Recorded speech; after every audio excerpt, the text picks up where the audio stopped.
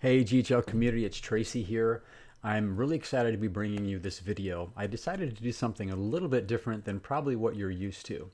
And what I decided to do today is do something that I absolutely love to do, and that's building funnels in Highlevel.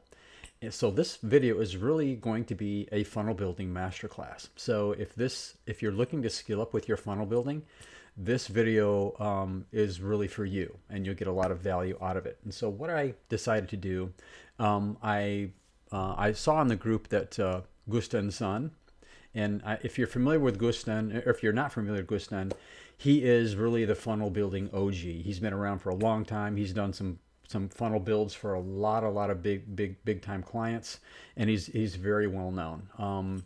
He actually released Funnels University here recently. This is Gusten here, and he's done some really great work.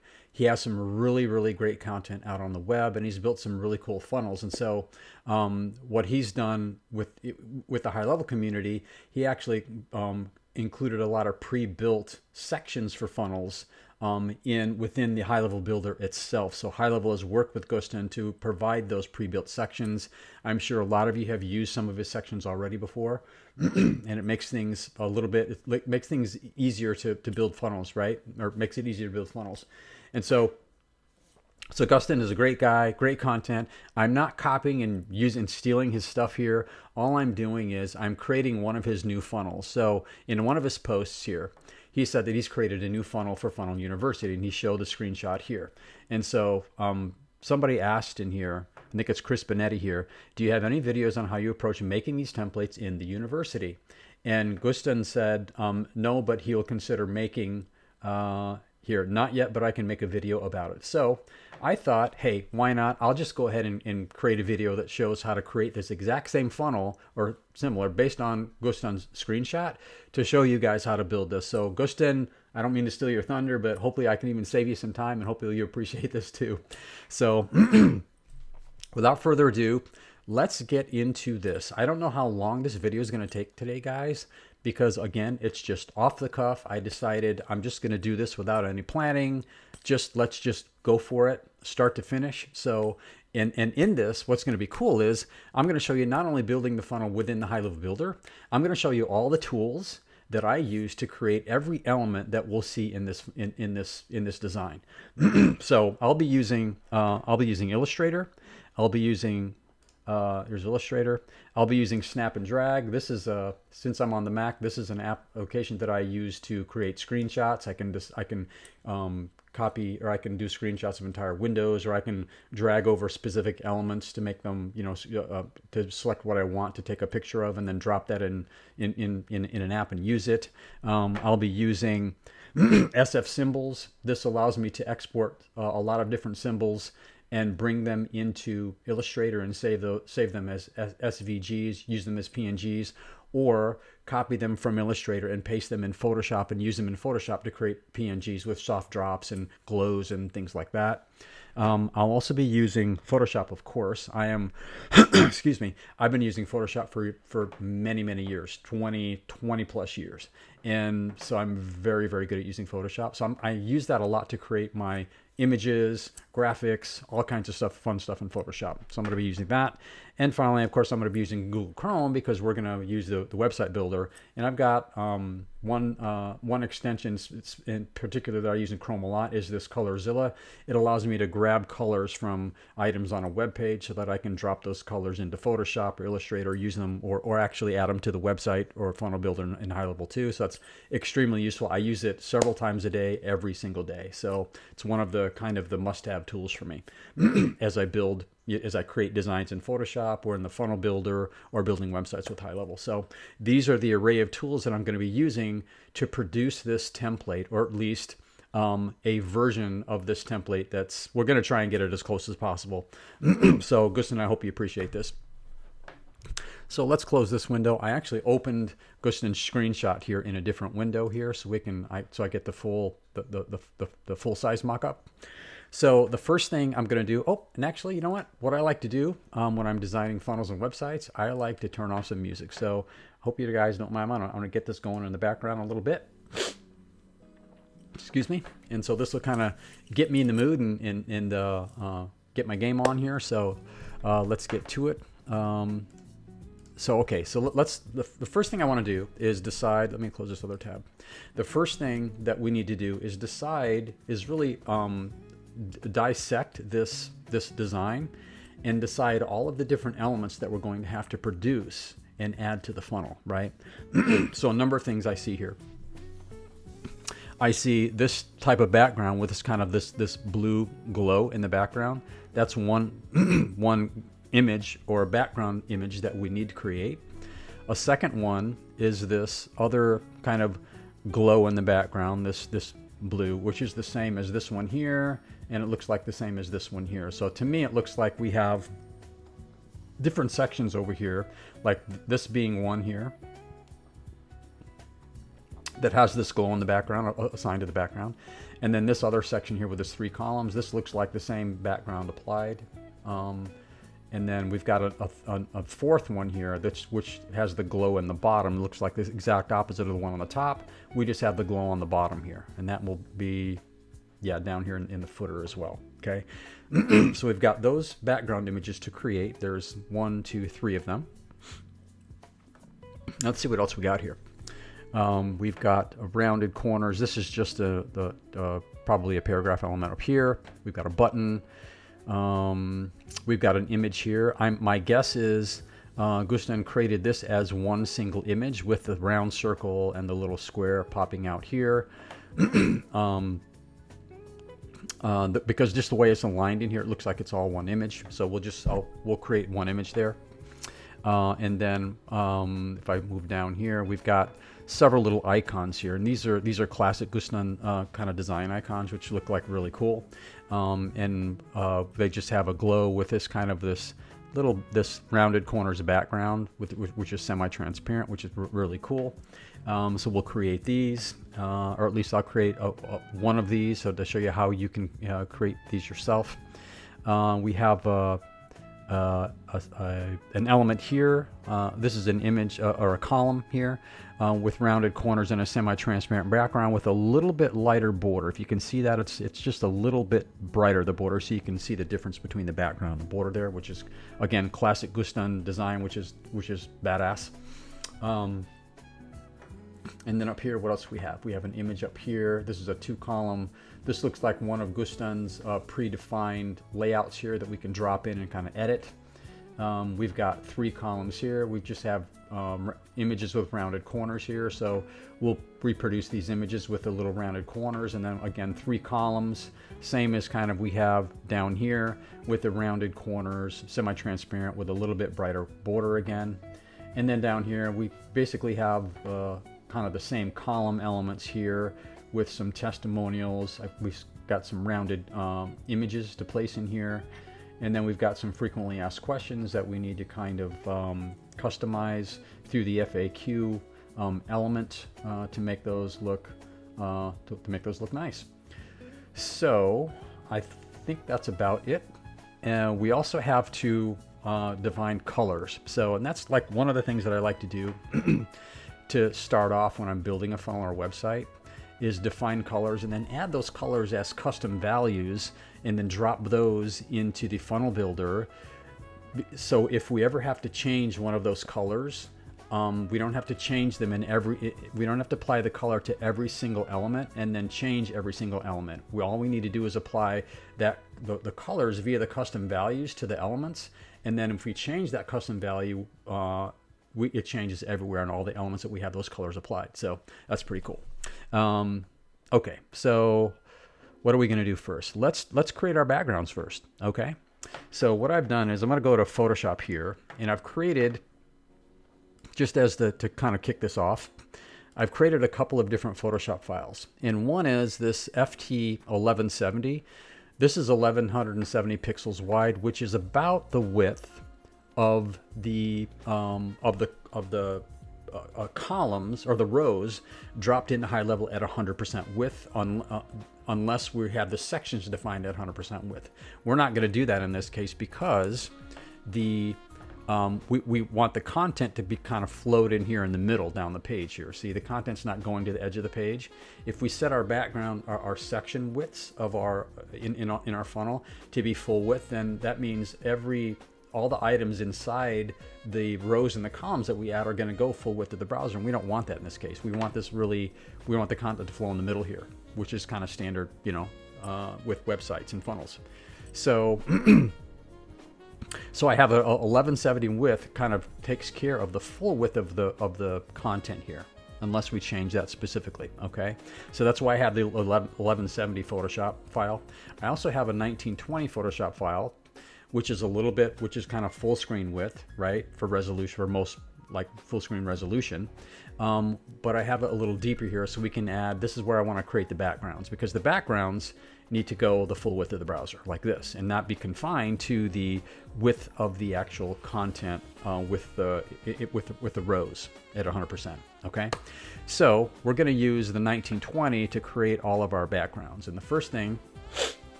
I'm going to do here is I'm going to use my little color picker extension. I'm going to grab this blue here, this bright blue. I'm going to select this. I'm going to go back over to Photoshop, and in my 1920 file, I'm going to paste this color in here. So that's the bright blue. I've already selected the background. I think this is the correct one. Let's just make sure. Let's color pick this dark navy background here, and go over to Photoshop, go to our background color, and I'm going to paste this in minus the extra pound sign. Okay, so we have our full navy blue background here, our solid blue, and then we're going to overlay our backgrounds on top of these. It's going to look, it's going to look kind of cool, just like Gusten did. So what I'm going to do is in my Photoshop file, I'm going to create a new layer, and then I'm going to select the ellipse over here, and I'm going to drag my a guide right to the center of the Photoshop file, and you see it kind of snaps right to the center. That's how I know I've got my element perfectly centered here right now, at least to start with. It's easier to do this to start with it. I can always align items when I have them on the page, but it's just easier because I'm just creating a circle here that I want to be perfectly centered to match this centered circle here, right? This kind of blurry background image. So we're going to start with elliptical, and this is the easiest. And there's a lot of ways to create blur effects and to blur items, but I'm just using the down and dirty, quickest ways to kind of get this done to show you. Okay, so I'm going to click about here. I'm going to hold the Option key down. I'm going to just drag this out, and I think let's look at Gusten's. Yeah, I'm going to go a little bit farther than this. Deselect and try again here. Going to open this, and I'm going to fill it with our brighter blue. And then what I'm going to do, move this up, and now I'm going to blur this. I'm going to go to filter blur. I'm going to go to Gaussian blur, and I'm going to really kick this up. Not 1,000, 100's not enough. 200. I don't think that's enough either. Let's keep going. Let's go to 300. Let's try 300, and then what we'll do, it's all right, 300. There we go. And let's move this up about there. Let's see, is that bright? Yeah, that's probably bright enough. Looks about right. And you can see when I hover over my layer of the circle that I just blurred here, you can see where it ends down here at the bottom. So what I want to do is, I want to save this background image right here, right? So I don't want to make it like as long as the entire page, because all that's going to do is give me a larger file. So because this background here only needs to cover this top section here, I want it to be like as short as possible to make a smallest file size possible, right? So what I'm going to do is, since I'm on the layer of the circle, I'm going to drag a guide down here and snap it right to the bottom of the element. And then I'm going to take my rectangular marquee. I'm going to select that area of this blurred circle, and then I'm going to crop. And now I'm just going to save this, and I'm going to export this as a JPEG. because I want it to be like really smooth. There's a PNG. PNG, just for reference, there are different types of files that you can save and add to web pages. PNG is one, and JPEGs are another. You can add GIFs and others too, but I primarily use PNGs and JPEGs. PNGs I use for like vector artwork, stuff that doesn't have to be that doesn't have smooth and a ton of pixels that have to merge together, right? So that's when I use PNGs. JPEGs, and on the other hand, are for photos and anything that needs a lot of detail, like fades and glows and things like that, and shadows, right? Because it needs a lot of pixels to fill in there. So JPEGs work better for those. So I'm gonna select JPEG, have my quality 100. I'm just gonna click the save button. And then I'm gonna find my folder where I'm working here. Go to my T-Works folder. Actually, I'm gonna go to my Gusten Sun templates folder, and I'm gonna call this the Gusten Sun 00 template. And then I'm gonna do, I'm just going to call this BG top, okay? Because this is the top of this is the top background, right? I'm going to save this. Now, what I'm going to do is, since I just cropped my image down, I'm just going to, actually, before I do that, we need to create the one that's the background that's going to be kind of shown on the bottom here, right? Kind of like similar to the top, but it's going to show on the bottom. So instead of creating a new image on the bottom, I'm just going to take this existing layer right here and I'm going to flip it.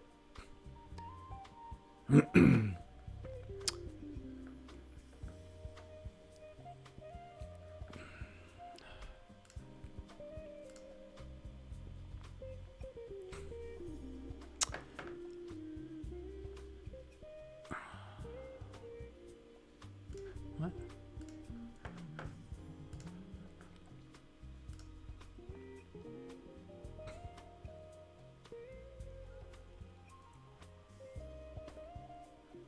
Okay, so I'm going to flip this. Sorry, my brain fried there for a minute.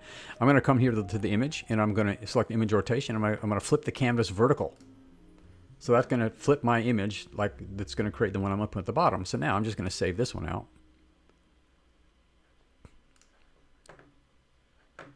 As a JPEG. And I'm going to name this BG bottom.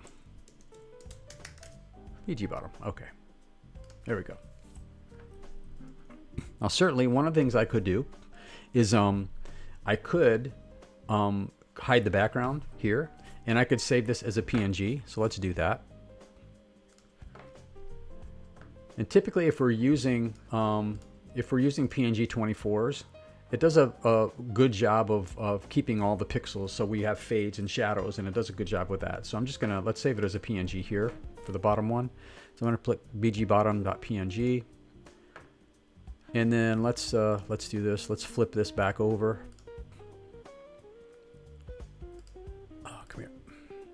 Flip it back, and let's save this as the top one. The top version here. BG top PNG, save. Okay. All right. Now what I'm going to do is I'm going to undo a couple of times here to get my full image back. Okay. Now I'm going to hide this one, and then what we want to do is we want to create this one in the middle here. That's it's very subtle, right? But actually you can see the difference in the background, which looks really nice behind the semi-transparent elements here on the page. So let's create this one. So I'm going to start again with my ellipse. I'm going to go in the middle, and I'm going to bring this out here. Let's see, did Gusten go all the way to the edge? No, this is kind of inside the content, so I don't want to go that deep with this one, or that wide with this one. So let's create a new layer here, fill this, and then we're going to blur it again. Okay. And actually, I think we're going way too wide here. So I'm going to undo this. And then I'm going to, let's start again. I want to make this a little bit smaller, because when I blur it, it's going to kind of push it out a little bit, the edges. So I'm going to, let's fill this one. I'm going to deselect, and then I'm going to apply the filter again right here. Gaussian blur, blam. Let's go back. me hide this. If I dial down the opacity to 50%, we're still way too wide. I don't want that background stretching to the width of the entire width of the page. It needs to come in just a little bit more here. You see that? And I want to stay true to Gusten's design here. You can see the ones in the top here and probably the one on the bottom. It goes more to the edge, or maybe even beyond the edge out here. But these in the middle, this one in the middle, it's more subtle, so it's going to be a lot smaller. So I've got to go even smaller than I did just now. So let's do this again. Let's undo, deselect, and I'm going to start in the middle again. And let's try about there. Deselect. I'm going to apply that Gaussian blur again. That's looking better. Okay. And let's go to 50% opacity. And let's hide the guides. I think that looks pretty darn good. So let's try that. Yeah, let's try this. So if I show my guides and I hover over my background image, I can see where the edges are, and I want to snap to the edge because I don't want to come inside here. If I save the image inside, when we place it in the background, you're going to see it cut off here. So we want to make sure we get the entire area of the glow here, right? So I'm going to move my guide back up, and it's going to snap to the bottom there, snap to the top, and this one's going to snap right there. And we got, yep, that's it. So now I'm going to crop this one here. I'm going to crop it, and I'm going to save a JPEG version, and then we'll save a PNG version just for good measure. Let's go JPEG at 100%. Save this. And this is going to be BG middle, MIDDLE. And of course it's going to be saved as a JPEG because I select JPEG. Now let's hide the background and say this is a PNG. PNG 24. So we get the opacity on PNGs. That's as a reminder, when we save images as JPEG, we can't make them transparent behind them. So JPEG is kind of a whole composed image. Whatever you're saving, it's going to save with the background, everything on it. PNG, the reason why we use PNGs is one of the reasons is because we can assign our background as transparent and do all kinds of really cool things like Gusten does with his icons and whatnot. So I'm going to say this is a PNG. This is going to be BNG middle PNG. Okay, great. I'm going to undo a couple times. All right, there we go. So now, I believe that does it for our backgrounds. We just have the top one, the middle glow, and the bottom one. Okay, so we're good with our background. So now, next, let's create some icons, right? Let's create one of these little icons in here. I'll show you how I did that. So, and I've created these before for other layouts, and I'll show you how I've done that. What I do is I start with symbols beta or SF symbols here, and if I search for person, it's this one, right? So what I'm going to do is select this one, and you can see it's selected because it's blue, and I'm going to go with, even though our icon here has like an outline around this image, I want the color to be filled because I want to fill the color with a slight kind of semi-transparent gray as well, right? To match what's going on here, right? So I want to go to my beta again, select my symbol, and I want to go up here and I want to export as a custom template. And I'm going to select my folder, and this is going to be called personfill.svg. Okay, so this is saved in SVG for me that I can now take and use. Let me bring my folder over here so you can see it. And here's my folder, date modified. Here's my personfill SVG. So now I have my image that I want to use, but I need to create an outline around this, and I want to create a separate, like a fill color, right? So what I'm going to do is I'm going to drag this over into Illustrator. And as you can see here, when it comes in from this, from the SF symbols, it gives you a lot of different like sizes and versions. So what I need to do is select this and ungroup it first of all. so I can pull one out of here, right? And then what I do is I copy this, and I'm going to bring it directly into Photoshop here.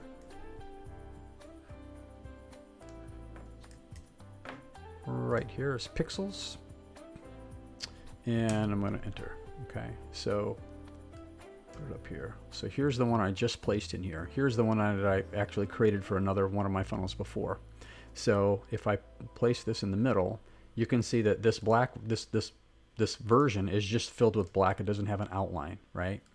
So I'm going to place this one in here. Now what I want to do is I want to go back into Illustrator, and I could create another, I could load the selection here, hit the plus sign to create a new layer, and then I can add a stroke here. I'm going to change my color to black. I can add a stroke. Where's my stroke? Where's my stroke? A stroke here. I can add a two pixel stroke on the outside like this. And so you can see I've created a stroke here, right? And what I can do is, just so we can see a different color, I can change the color overlay to something like yeah, bright blue, or let's make it white maybe. There we go. Let's make it white and fill it with 70%. Okay, great. So now let me hide the one I have in the background. So this is the outline and this is the fill, right? So, and as you can see here, it might be a little bit difficult to see, but if I grab this layer, this is a composed image. You can see my rounded corners here. It's a very, very almost completely transparent background, okay? And then I've got around the image, I've got this glow around the image in the back. So what I need to do is I need to create not only the icon that I have now on the top, and I'm actually going to do, I'm going to select this color gray, and I'm going to fill it over here. I'm going to have a color overlay of this gray right here.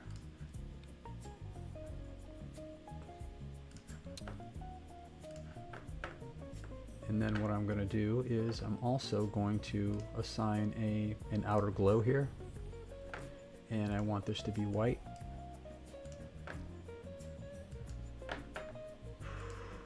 Let's see if I can see this. I got to make it bigger. So there's our glow. You see my glow here. I want to adjust this just so. I want to spread this a little bit, and I want to make the size a little bit bigger. Actually, you know, I'm going to tile down the spread to 0, and I'm just going to increase the size of this to create a glow. And I'm going to decrease the opacity a little bit.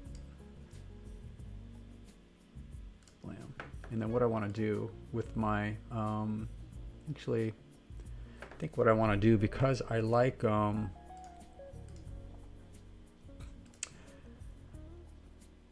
this the icon to have a semi-transparency as well, just a little bit.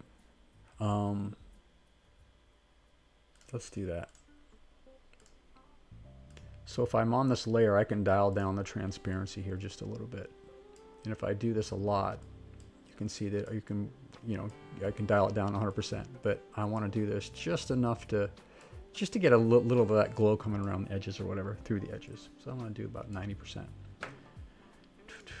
And then the same with the outline. I want to dial this down too.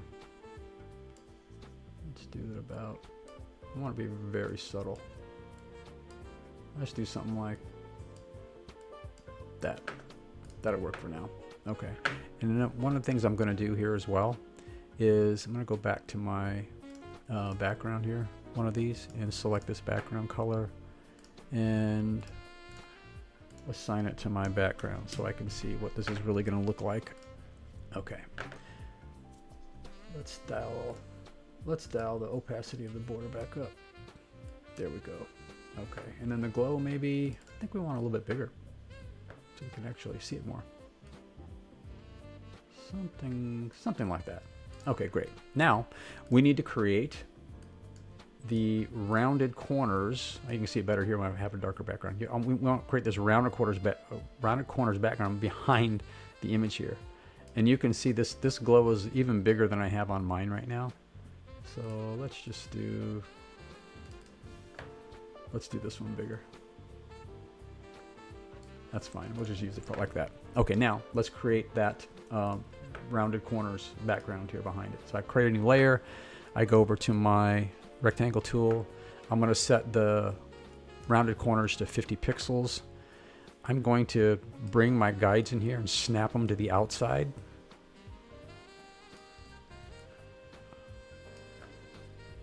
And now I'm going to draw this so my corners get snapped there.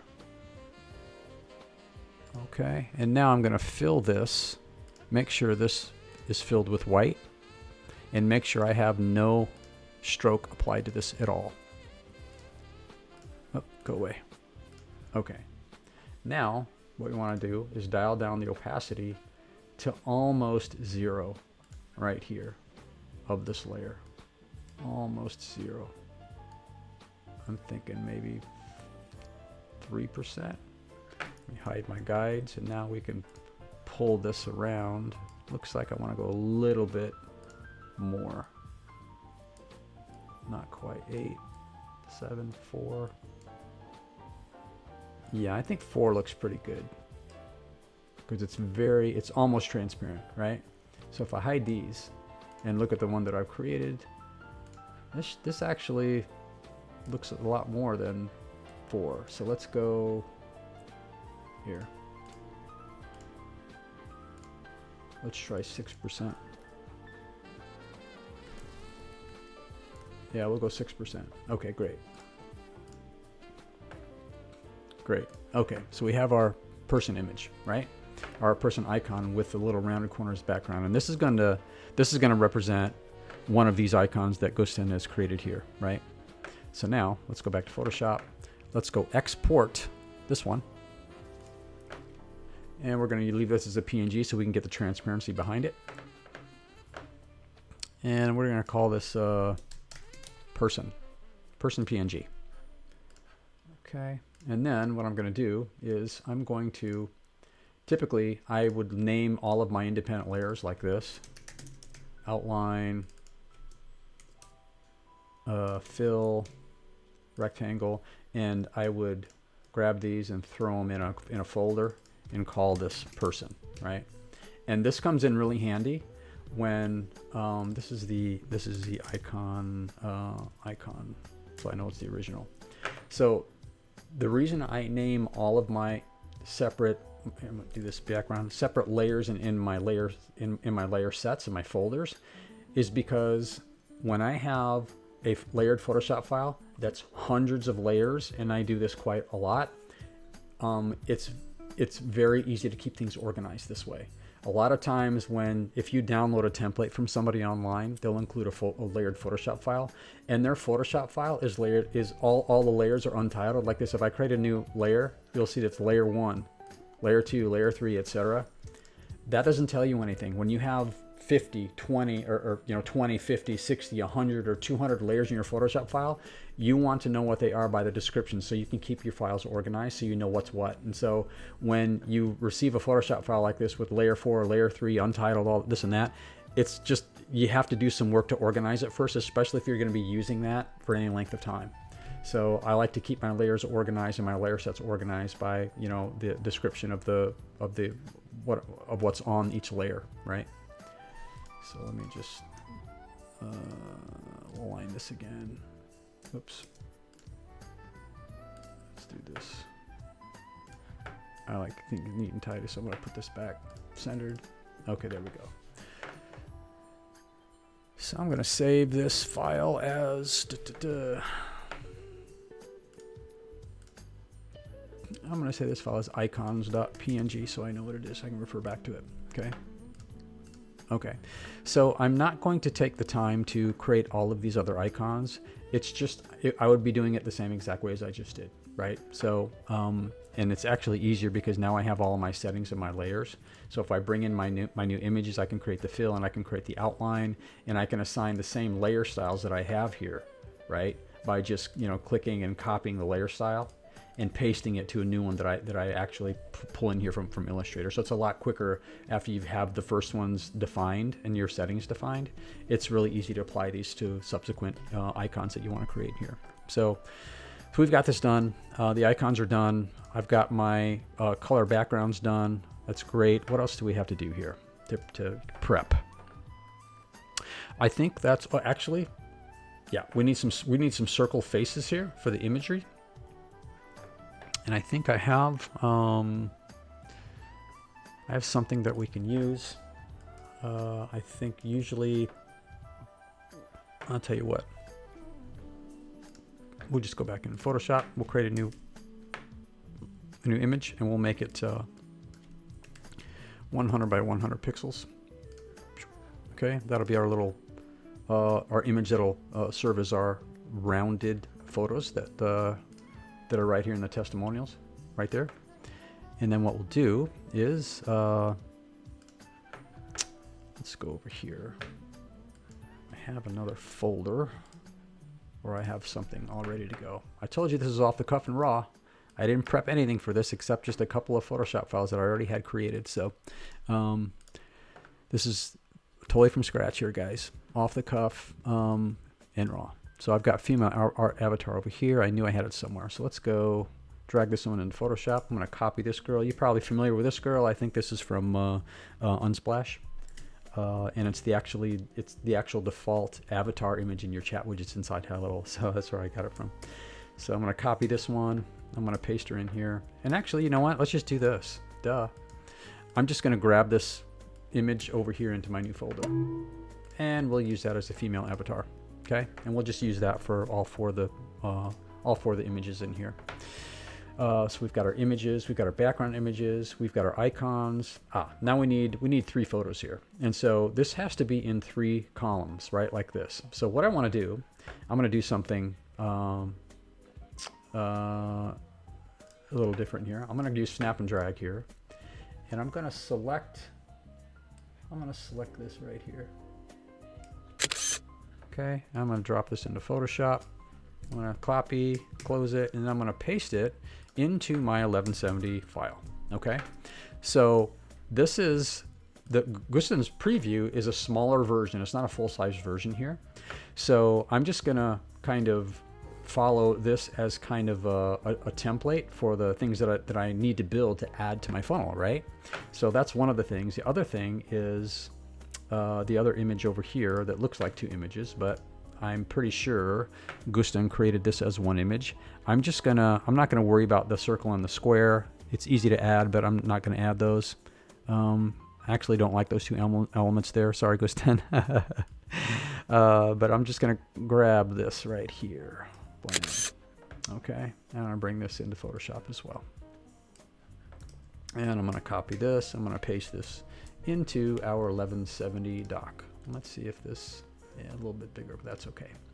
So this is our 1170 doc. So we know that we need 3 columns in here. And again, this 1170 width, this is the width of our content within Highlevel with a default row. Okay, we can of course, and that's at 100% of the row, right? We can of course set the section behind the row to 100%, which will stretch out that, but we want to keep this to the default width in the actual Highlevel builder for the row content. So so this is what the 1170 represents. This is small because again, Gusten's preview is a smaller version. It's not a full-size version. So what we need to do is we need to create 3 columns here, right? And so we want 3 images that, and I like to build, when I create my images that I'm going to add to funnels or websites, I like to build them at the size they're going to be added in the funnel. So a lot of times you'll see, sometimes when you see funnel templates, you'll right click on an image and open it in a new tab. You'll see the image is this big, right? It's way bigger than the actual image placed on the inside the web page. And that's great if you want a really, really high resolution image, but what that does is it drags down the whole load time of all of the entire page. Because if you're looking at an image that's confined to a specific column, you don't need it to be you know, gigantic. You just need it to be displayed at how people are looking at it in the browser. When you create an image that's bigger than that, only to size it down. So if you created an image to be high resolution, or higher resolution as possible at screen res, which is 72 dpi. If I wanted an image displayed on my website that's only 300 by 300, and I create that image that's 2000 by 2000, and then add it to my browser and size that down, the browser still has to cache that 2000 by 2000 image size, and not just the 300 that you sized it down to. So a lot of people make the mistake of dropping really huge images only to size them down on the browser, and it just drags down the load time, right?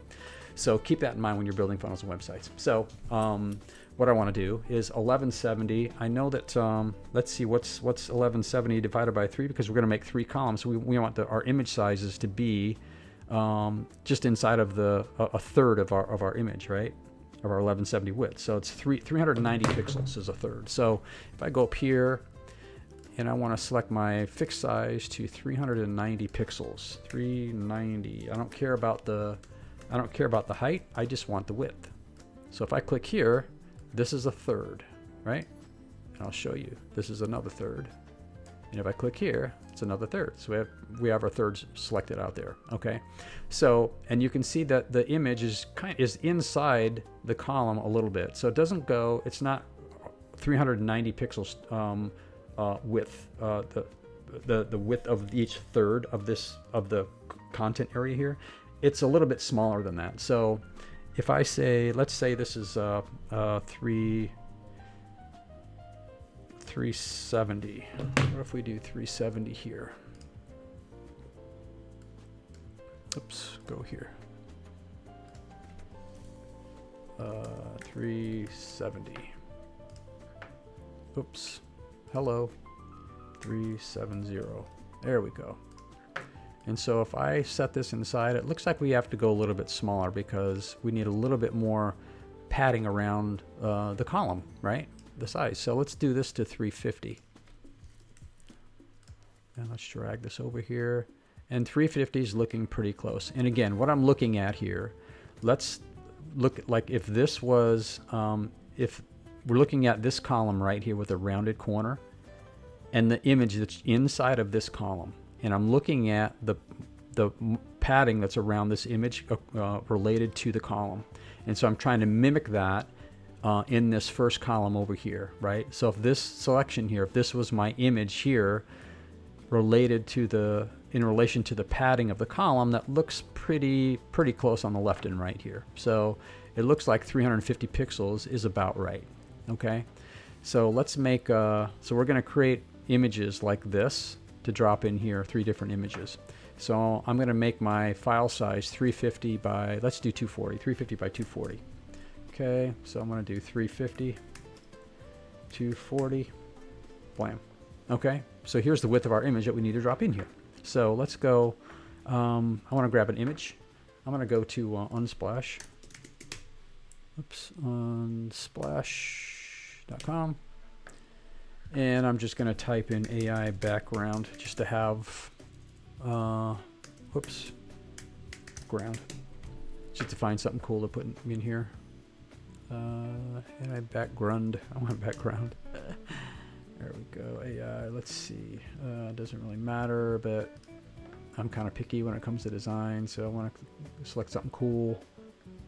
Let's do this one. Okay, and again, we're going to mimic.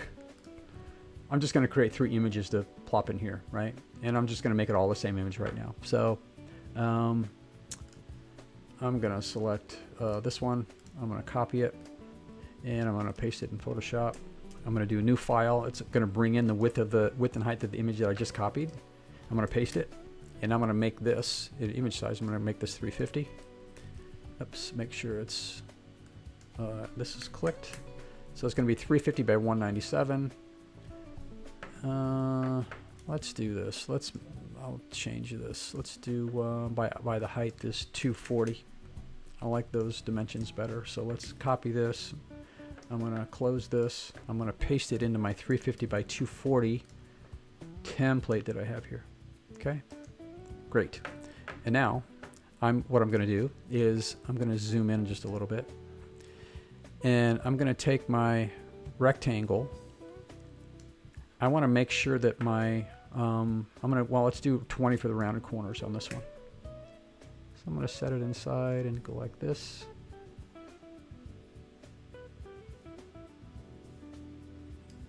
Okay, and now I'm going to make sure this rectangle is centered with my background vertically and horizontally. So I'm going to click both of my layers. I'm going to center horizontally and center vertically. Okay, so now that I know that this image is perfectly centered, I'm going to control click on this, and then I'm going to select my background layer. I'm going to hide this, and this is going to serve as my mask for this image. Okay, but actually what I want to do, I almost forgot. I want to come to the whole edge of this image, right? So again, I'm going to bring my guides in here, snap to the tops and bottoms, so I know I'm going to get that. Let's delete this. I'm going to create a new one. I'm going to click and drag here, so I snap to the outsides. Okay, so my rounded corners goes the whole height and width of the image. So now this is what I'm going to create my mask from. So I'm going to control click on this and select my layer, and then I'm going to click the little mask icon here. Boom, and that's going to create my mask. So if I hide the guides here, you can see that I've got this transparent behind my image here. Here, you see my transparent background back there. Okay, now I'm just going to save this image. And I'm going to say this is a PNG to retain my transparent background. And I'm going to call this column TN for column thumbnail. Okay, save. Okay, let's see if there's anything else we need. I'm going to close this. Let's see if there's anything else we need to build our funnel.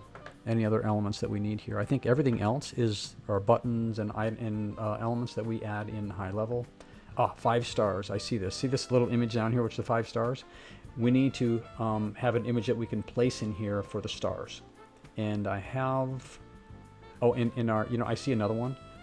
There's the little credit card, image of the credit cards that go under the buttons. So there's 2 more things we need to get here, the stars and the image of the credit cards. So, and I actually have those in another folder.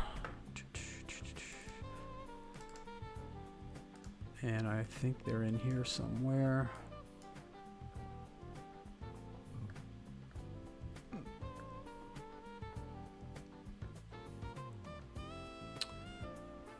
Let's see, where's my credit cards? Master. I'll tell you what I can do. I can cheat.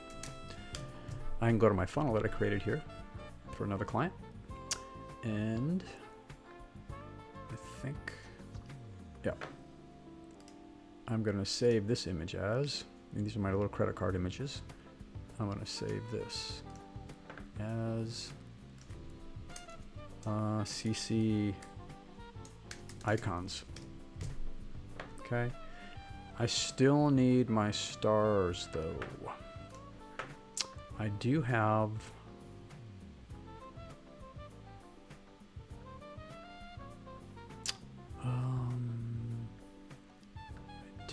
them here somewhere. Google. Okay, let's grab this. We can steal them from this little image here. So I'm going to open this in Photoshop. And then I'm going to select Google. This is already a transparent PNG.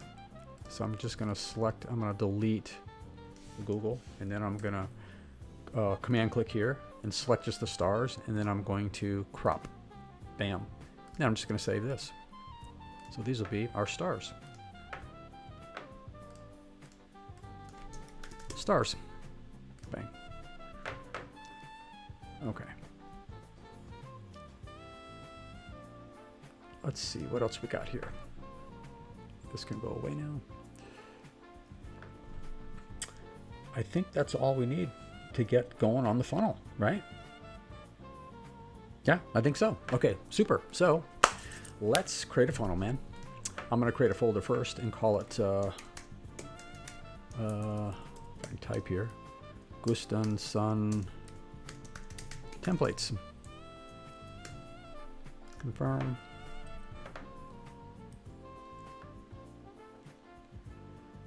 I'm going to open my Gusten's folder. I'm going to create another folder and call this GSOO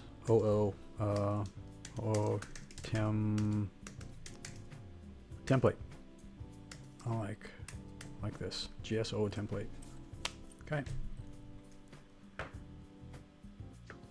So there's our folder. We need to create a new funnel, and we'll call it. I should have copied that. GSO template. Great.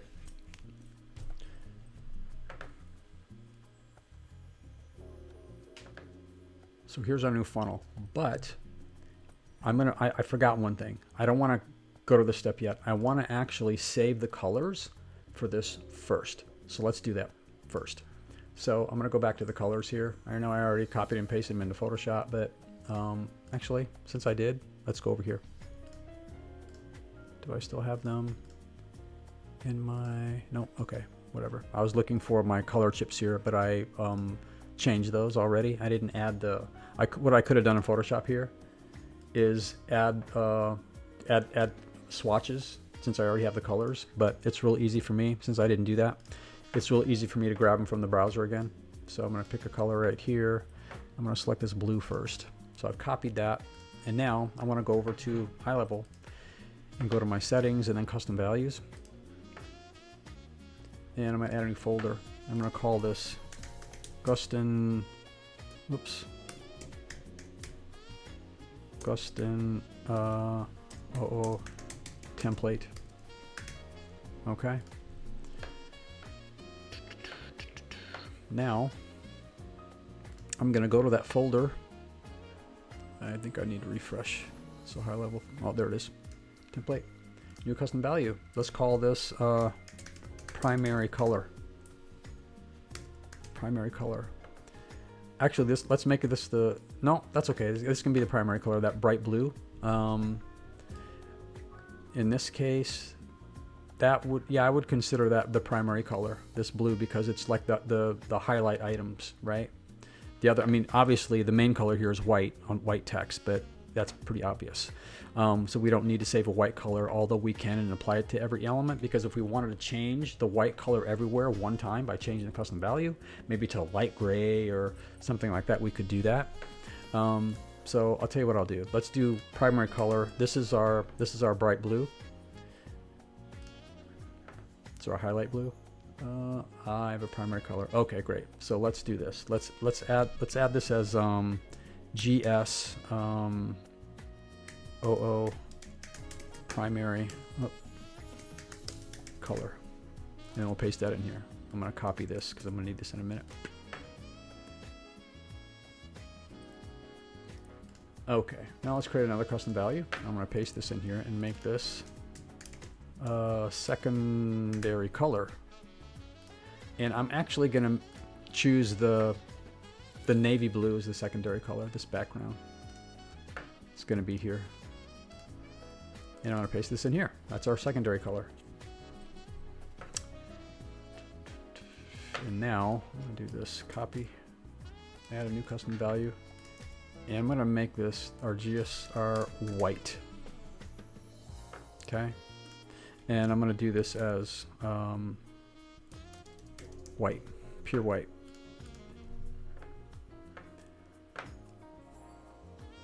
And then what I want to do too, I want to pick a color from a page, and I don't want it to be pure white. I want it to be almost white. I think like this. You see my chip up here. Okay. Let's do this, and let's create GSOO text color. Okay. So a lot of times what I like to do to make like the white really pop out here, I like to make the other, like the plain body copy on the page, I like to make that a little bit different, a little bit more subdued than the headlines or the subheads, to make the subheads and everything that's white pop even more. but yet it almost looks white to your naked eye. But there's just a little subtle difference there that actually helps. And you can almost see it when you look here at the creative tools and look at the lower Mipsum text down here. This almost looks a little bit darker than white just because the background's coming through here. And I like that subtle difference between the elements. It just makes things more readable, right? Okay, great. So we've got our main colors, and I think that's the only 4 we need. Let me just double check again. We've got our button color, which is the bright blue. We've got our navy background color, and we've got white, semi-transparent white. We can make those, the items in here that we want to make this semi-transparent here, we have to add those in Highlevel. So I'm going to actually add those in Highlevel, make it just a little bit easier to do that. Okay, so we've got our 4 colors here. And so what I want to do is I'm going to copy these. I'm going to copy these into a text doc real quick. This is going to be primary, copy, secondary, what's this one? Our text color, and this one is our white. Okay, so having these copied in a little notepad, I can easily paste these, add these into Highlevel using the custom value here. Okay, so I'm going to leave this off to the side. Okay, now let's go to our funnel and let's build this thing. So here's our GROO template. I'm going to add a new funnel step, and let's just call this GROO.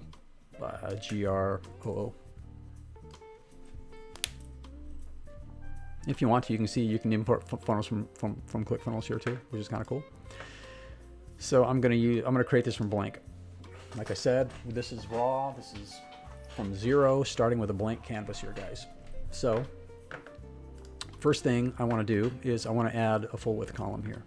Okay, and then I want to add a row. It's going to be a 1 column row. And I think, let's see what we got here. Actually, we need a 2 column row up the top here to hold the logo and to hold the email address, right? So it's a 2 column row here, and then a 1 column kind of a hero area here. And that could actually include all of this stuff here. Okay. So yes, actually, I think here's what we want to do. We want to create this top section here all the way down to past the little the numbers here. So this is going to be our entire top section. It's going to hold the logo, the email, and all of the hero information that's centered here, right? So this will include our background image here all the way down, right? Okay, let's do that. So we've got our section here. Here's our 1 column row. I'm going to add another 2 column row here, put on top. And this is going to be our logo image. And the way that I'm going to cheat, I'm going to add an element down here right now. I'm going to add a paragraph. And then I'm going to grab my custom value for the logo right here. I'm going to copy this, and I'm going to select the image, and I'm going to assign this as the image URL. Okay, and right here it's going to show a broken image, but I prefer to add an image here. We lost our. Let's go back. Get our music started again. There we go. I prefer using an image here instead of well, you know, it doesn't matter. If you wanted to use this paragraph element here, you can include that there instead of the image.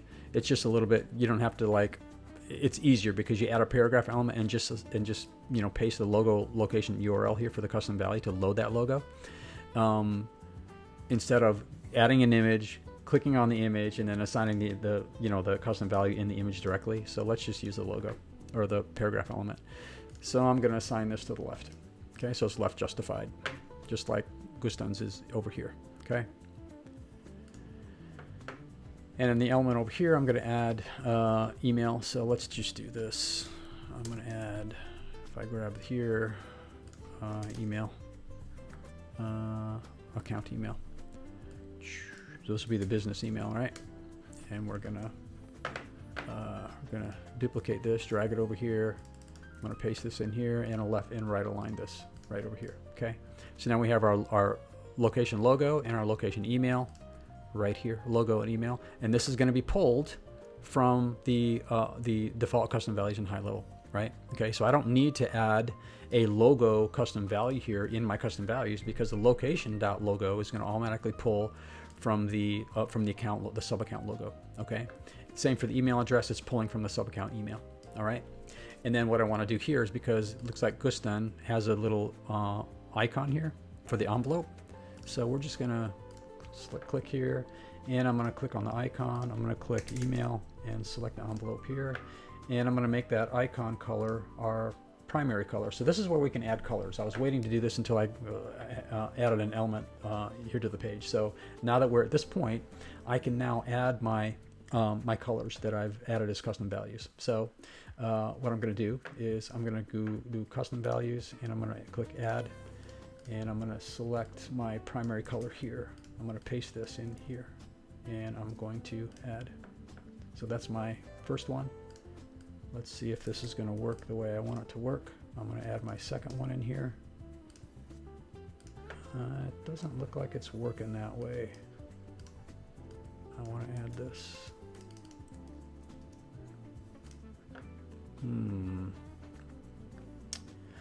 Okay, so I have to change something. You can see that the way our colors are loaded in here, they're picking up, Highlevel is picking up on the brand colors defined for the sub account. However, when we're using brand colors, we can't change things across the board as easily as we can with custom values. Okay, so what I'm going to do is I'm going to save this, save our progress, and I'm going to bounce out, and I'm going to go over to settings here. Is it settings or marketing? I think it's marketing under brand boards. There we go, marketing. And so you can see our default color is defined as Hey Roxy here. So what I can do, let's try this a couple of ways, all right, to see our outcome. So I'm going to add a new design kit. I'm going to start with blank, and let's do this. Let's open another browser window here.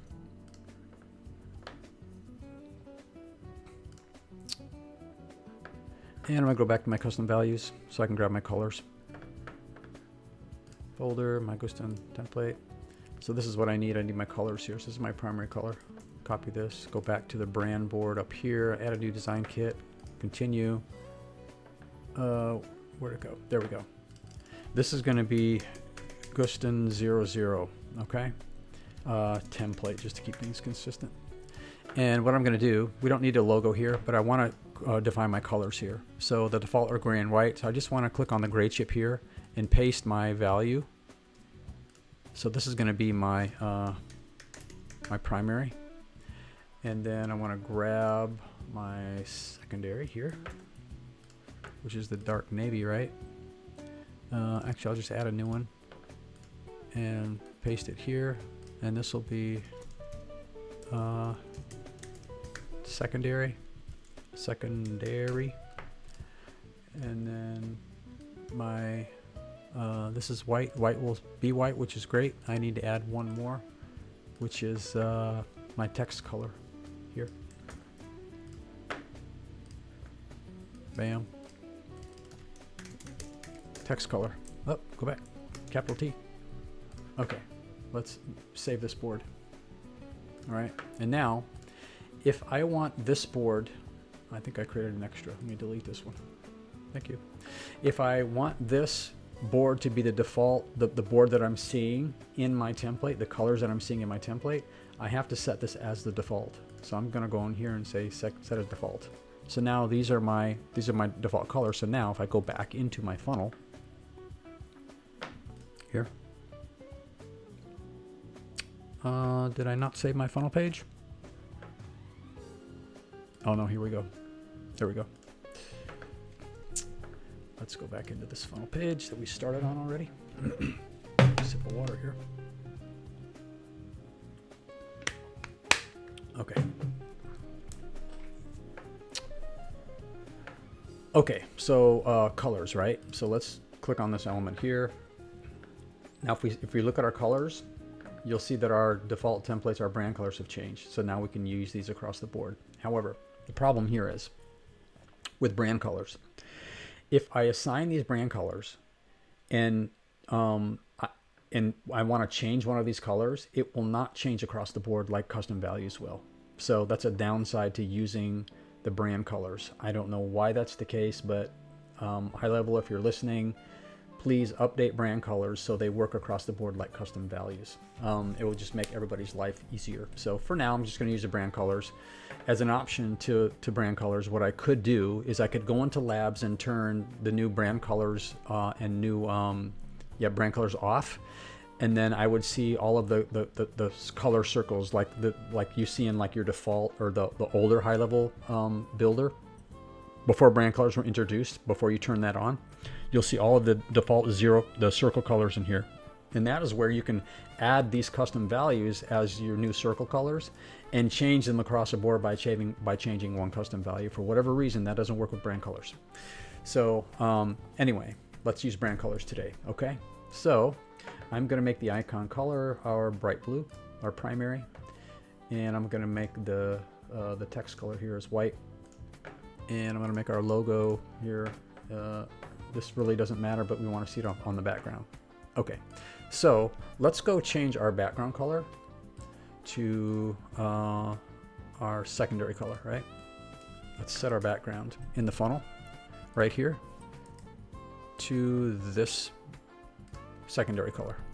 Okay, great. All right, so we're starting to resemble this a little bit, right? Just a little bit. So the next thing we want to do is we want to create this whole, we want on some elements here, right? Blam, blam, blam. So, okay, starting a new business, you actually enjoy using AI. All right, so I'm going to do this here.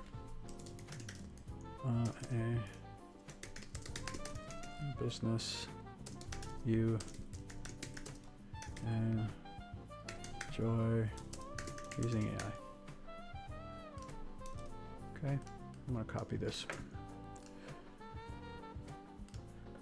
Okay, I'm going to add a title element here, a headline, and I want to make this white, and I want to paste this. Okay, what's the next thing? There's a little small paragraph down below, and there's this short one, this one at the top here. So what I'm going to do, I'm just going to grab some text to paste in here. I'm going to go to lipsum.com.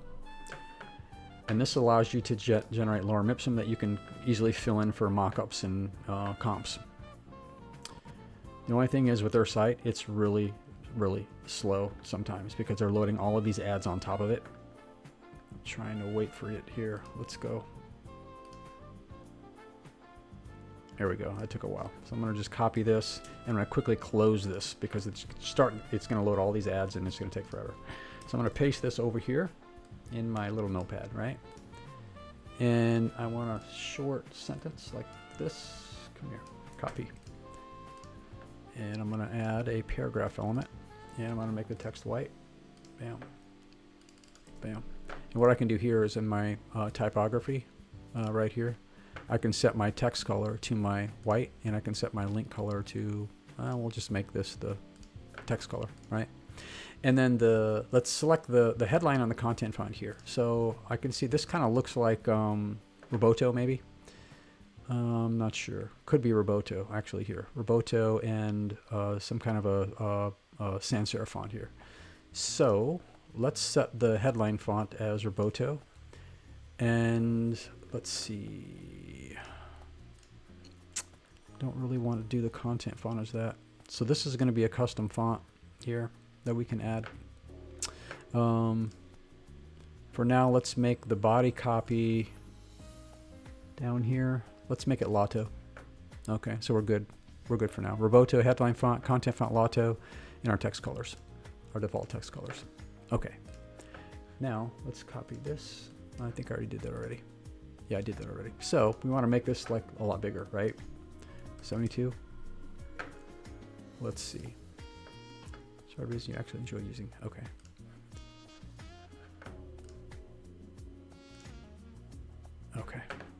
And it looks like here, well,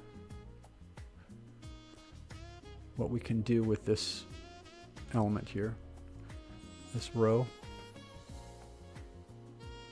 Yeah. I'm just going to duplicate this row because we're going to need one in a minute. Actually, or maybe, yeah. And I'll show you why. I'm going to duplicate this column, or this row. I'm going to make this one up here. Let's make it like 80% width, a little bit shorter, okay? And then, let's see. And let's just do something like that. And business and using AI, okay? And using AI. And I think what we can do is we can come in here and define a custom font, maybe Playfair. Yeah, I like Playfair. Playfair's cool. Playfair for these items right there. Start a new business you're not going to enjoy using AI. All right. And maybe this isn't Roboto, but it looks something close, right? It's a little bit different, but that's okay. We're close enough, I think. And then this little sub down below, I'm going to make this a little bit bigger. Make it 16 point. How's that? Pretty close, right? And I'm going to add some padding by selecting the headline element. I'm going to add some padding below it of, let's do 10 pixels, 20. Now we'll do 10 pixels. Okay, so, or the, yeah, so I'm adding margin underneath the headline element. And there's a couple things you can do here. Margin, you see on the outside of the element. This will create padding on the outside of the element, right? Or margin, or spacing. Your padding will create spacing on the inside of the actual element. So if I add 100 pixels of padding here, you can see it added this padding inside the element. Margin, on the other hand, is the padding outside of this element. So that's the difference between margin and padding, right? And that's really important to know when you're building funnels, when you really want to get accuracy with your, you know, with your elements and your layout and stuff. So let's go set this back to 0. Okay, so we've got this. Now we need one above, right? So we need kind of do this, add one above. I want to add 20 pixels or 10 pixels below this one, okay? And then this one is a little bit shorter, and it's all caps. Private membership for array of front runners. Okay. Type it.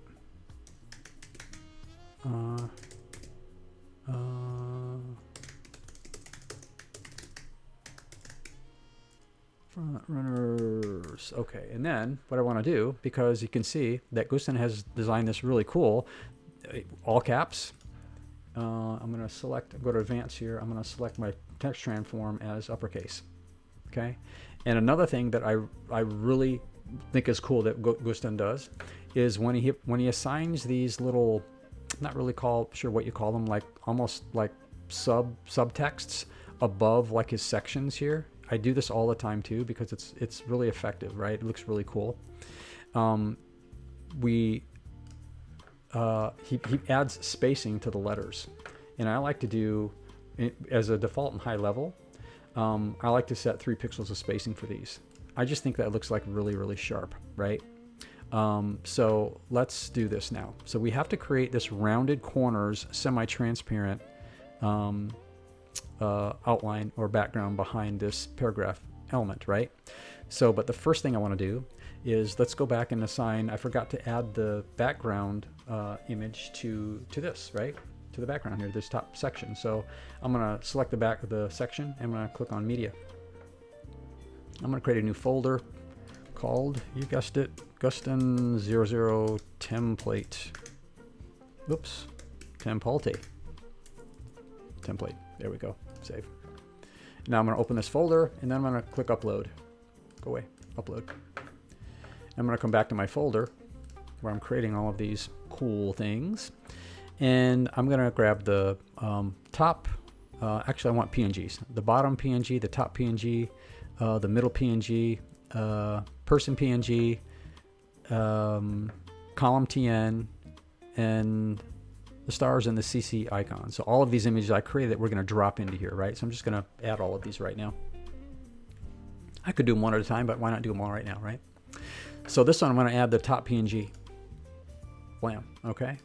and I'm going to select, I don't need parallax in this. If I select the default here, I don't know if you've noticed when you're using the funnel builder, when you assign a background image to a section, it's going to default as this full center parallax, and it's going to really fill it in. So I prefer not to do, and the parallax will do, like when you, let me duplicate a couple of things. When you scroll, see that image is not moving, it's staying put exactly where it is. So, but when it does that, Highlevel makes it fill up the entire background, and it doesn't work as you intend sometimes. So what I'm going to do is change this to, let's try full center. That's one way, or let's try full center, fill width. Full center is better, right? Full center. There we go. Okay. So now if I add a bunch of stuff here, it's going to keep that image full center, but if I scroll, it's going to move that image with it, right? Okay. So let's delete this. And let's just see one more thing. If I do, I'll just show you the different options, right? So full width, that's going to fill the height and or fill the width of the page with this element, no matter how wide your page gets, right? See that? It adjusts the size of the background image depending on the width of your page. And I don't really think we want that in this case. We want more control over that. So if we do fill width and height, it's going to do the same thing, but it's going to fill the image all the way to the top and bottom, and we don't really want that either. If we do a no repeat, it's going to stick the image. The image is going to stay there on the size that we imported, and you see it won't stretch. So we don't want that either, right? Depending on the size of people's browsers, it might look funky like that. Definitely don't want that. And then if we do repeat, it's going to repeat the same image down the page multiple times. So you're going to see this cut where it stops every time. We don't want that either. Repeat horizontally, we don't want that either. It's just going to keep going right to left. No matter how big our screen is, it's just going to keep repeating, and we're going to see the cutoff every time. So full center, I think, is our best bet. Okay, and I think that matches pretty much what kind of Gusten intended here with his design. So we're going to leave it like that. Okay. Okay, pretty close, right? So what else we got here? So now we need to add this sharp button, get instant access. Okay. And that's going to be under our little paragraph element here. So I'm going to click the plus sign under the paragraph element, and I'm going to select button. And now I'm going to select the paragraph element, and I'm going to add about 20 pixels of margin below. That looks good. I'm going to select the button. I'm going to select our primary color. And what did this say? This said, again, instant access. Okay, we'll add that to the button. Access. Only 37 bucks. Whoops. Only 37 bucks. Come here. Is that what we want? Just 37. Okay, that's great. This will work.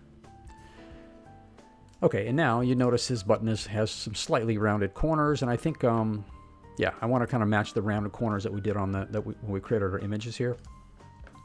So I'm gonna set this to probably, let's do 10 pixels. Oops, here, not border width, border radius right down here, 10 pixels. And then what we can do here, this is what I like to do. When we set a full border, we can either leave the border turned on and set our border as well, so the button actually has a border, or that will, when we add the border radius. But what we can do is after we add the border radius and turn off the border and say no and select no border, it will retain our border radius on the button and not give us the border. So I don't really need the extra border on here. So I like to do this all the time. So our button's a little bit smaller because it has no border, but we can set the padding if we need more padding around inside of the button, right, in the text. So I think that looks pretty close. Let's see what Gusten has over here. So we're pretty close. I think the text on the button maybe he has a little bit smaller. So let's go 18. Okay, and let's add just a little more padding below this paragraph element by setting this to 30. There we go. So that's pretty close, and I think the line spacing here needs to be a little bit less. So let's set the line spacing here to, whoops, yeah, to here are M's, 1.1 M. There we go. Okay, great. So now we're getting close, right? So now let's add this image right here. All right. And I forgot, we actually didn't create that image yet, did we? So let's go do that in Photoshop. All right. So let's go back to Photoshop. Let's go to our 1170 image. Okay. So let's go again to Unsplash. If you guys aren't familiar with Unsplash, it's a great resource to get copyright-free images that are actually pretty decent. Team working.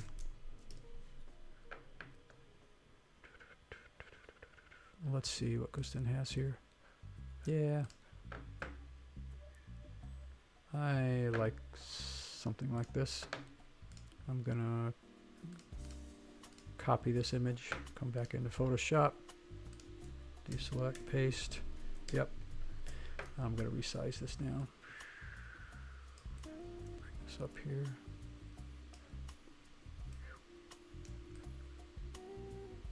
And what we need to do is we need to create a version of this that's about this size. So let's do this. I'm going to make my life a little bit easier and not guess, right? So I've already taken a screenshot. So I've got a screenshot here. Let's bring this back over to Photoshop. I forgot I did that earlier. Come here. I'm going to copy this, close it. I'm going to paste it. I think I already have it in here, don't I? Yep, duh. Okay, no worries. So now what I'm going to do is I'm going to size this up all the way to my edge. Pretty close to there. There we go. Okay. So I know I'm pretty close to the edges, or pretty close to what we want is here.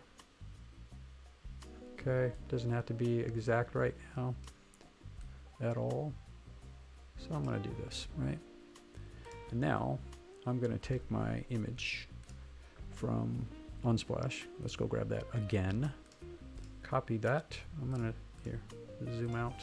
There, just grab this one. Copy image because it's smaller. Paste it in here. And I guess it wasn't smaller. Let's grab it over here. This one's going to be here, right? And about there. Is that going to work? Let's find out. I'm going to create a mask by dragging over this area here, and I'm going to mask it.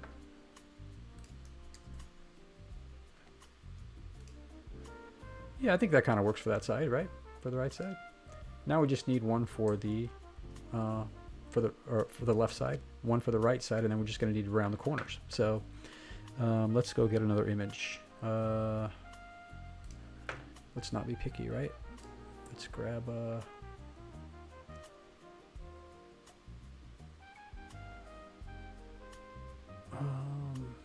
I'll try not to be picky. Okay, screw it. Let's just grab this one. Copy image, Photoshop, paste. Okay, resize. I like, sorry for the sound effects, but I like make sound effects. Okay, like this, or probably, oh, yeah, let's do something like this. Now, I'm going to make a mask by creating an area here, right there, and I'm going to mask it, boom. And then I'm going to hide the one underneath, and then hide this. So these are going to be our two images. I think it's fine for now, right? And then what we want to do is round the corners of them. So I'm going to set my guides on the right and left so my cursor snaps to them. And I'm going to grab my rectangular marquee. I'm going to delete the mask. Oops, let me do that. I'm going to show this to you. I'm going to delete the mask on this layer since I have my marquee selected. And then I'm going to make that the mask for this layer. So I get the rounded corners there. See on the ends? Behind the guides, you can see the rounded corners on that one. And now I'm just going to do the same thing to create a mask on the other one. So the right image. So if I delete the mask here, I'm going to go here to my marquee again. I'm going to set this there. I'm gonna hide this, select this, or load this, and select this layer and apply the mask to it. Okay, so there's my image, right? Looks pretty good. So now what I'm gonna do is I'm gonna click on my mask, load both masks right here, and then I'm going to crop my image to that section, and then I'm gonna hide the background. So now I can place this over the background with a transparent background on my actual images. Okay, so now let's save this. And I know it's like these are images, so they, you know, technically the best way to export these are as JPEGs, because you want the full pixel of the images and photos and stuff. But in this case, we want the transparency behind them, so we have to do it as a PNG. So, and let's face it, we're not going to lose that much on these images because they're not going to be like huge. So I'm going to save this as, I'm going to call this hero 1. Bam. Okay, and I'm actually going to save this file now. Here, save. My computer. I'm going to save that. Yep, I want to replace it. There we go. So our layered file is saved as well. Okay, I've got no layer names, but these are small files, so we're not having to sift through layers and layers of stuff to understand what we have, what we can select on the page and use, right? So not a big deal. So let's go back over now to Highlevel, and let's add this as an image. I'm going to select. Yeah, we can add it within the same row here. Let's see. Yeah, we're going to add it in the same row, and then we're going to create a 3-column row right here for these items, right? Since this is all, you know, single items down the row here, we can add it in the same row. So I'm just going to click the plus sign here, select image, come over here. I'm going to upload. Oops, I want my wrong folder. I want to go to my Gusten 00 template folder, click upload, and select hero 1, and then select that. Okay, so there's our image. Now what I want to do, I'm going to select the button, and I'm going to add some margin underneath the button. Let's see how much. A little bit more than that. And I think there's more room here that between Gusten's button and his image, because he's got the height of the corner of the square here and the circle coming out here above this image. But I'm not adding those, so I think we're good with this. I think I'm going to make a little more padding though. I think I did 30 here, so I'm going to do the same thing, 30 under this one, so we're consistent with our spacing. And pick it that way. There we go. All right, so it looks pretty sharp. And now what I want to do, actually, I know what I want to do. This image, I want this image to come out wider than the text in this, than these elements up here. So that's why I created this additional. That's why I cloned this column a minute ago, or this row a minute ago. But what I want to do is I want to drag this. So I want to drag this image down into this other row here, and I want to delete this. There we go. So it's wider now. See how this image is wider in Gusten's design than the content here? So my guess is he created this row at a smaller width than this one, which is probably full width. Okay? And that's exactly what we did right here.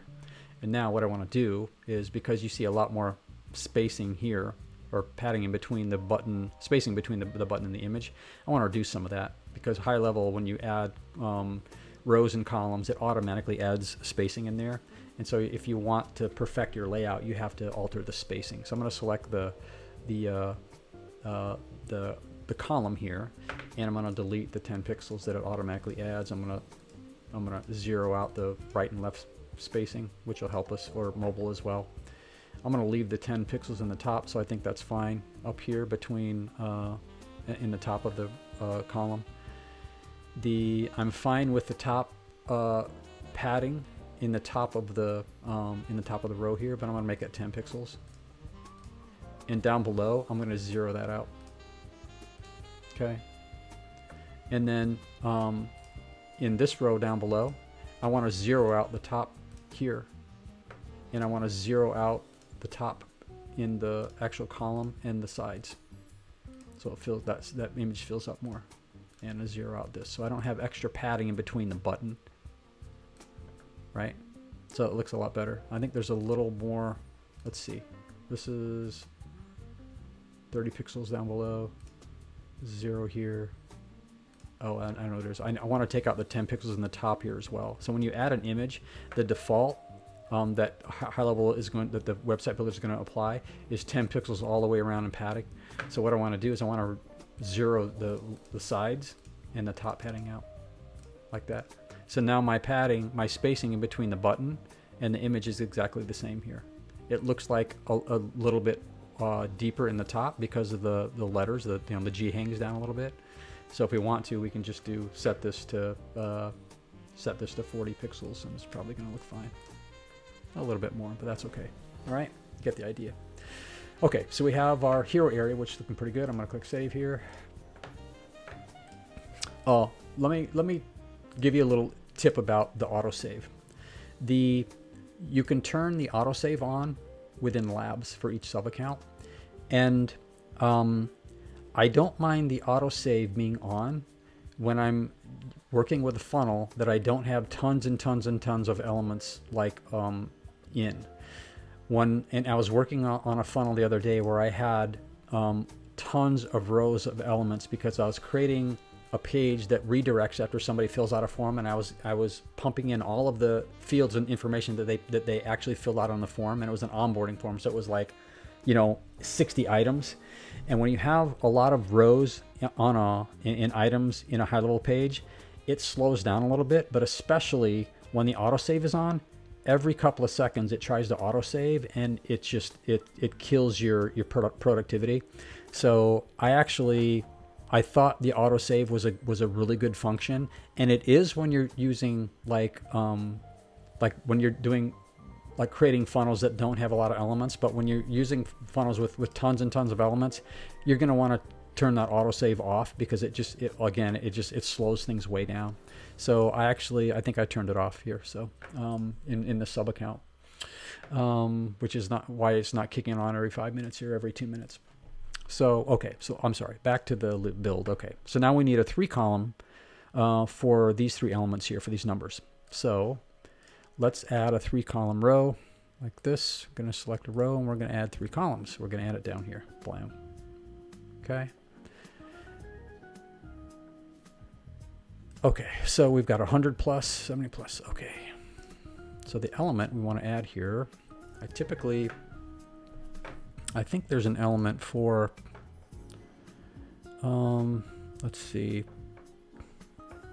2-step order, social. I thought there was an element for, countdown timer. That's what it was. So we can either do this as a countdown here, but I would prefer to do it as separate elements because we can control the height and width here directly within Highlevel, and I'm sure that's the way that Gusten did his design here. So I'm going to delete the countdown timer, and what I'm going to do is, let's see, I'm going to clone the headline element here, and I'm just going to drag it down into one of the first column, and this is going to be 100 plus and 17 plus, 100 plus, and what is it? AI workshops. Okay. Let's take this paragraph element and let's drag it down here. Sorry, forgot what it was. AI workshops. Come on, Tracy. AI workshops.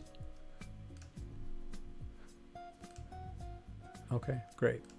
And then what I want to do is actually, with some of this copy, like this one, let's make this copy the text color. And let's just make sure it's changing here. Yep, text color. So it's not quite the same as the white, okay? So, and I want to do the same thing down here. I'm going to make this text color, change this, okay? And then I think, yeah, it's fine. These can be a little smaller. Let's make these 54 point. And I think Gusten went a little bit smaller, and he italicized this. So I'm going to do this. Okay. Pretty close. I think these should be bigger. So I'm actually going to make them bigger. Sorry, Gusten. There we go. Okay. And now if I want to clone, I'm going to take away some of the padding here. I'll take away all the padding, 0. Yeah. So if I wanted to add two columns with the same information here or the same elements, I could clone this, move it. But the easy way to do this is to just, now that I have the content in this column, I'm just going to clone this column, bam, twice, and I'm going to remove these, delete, okay, save a little time.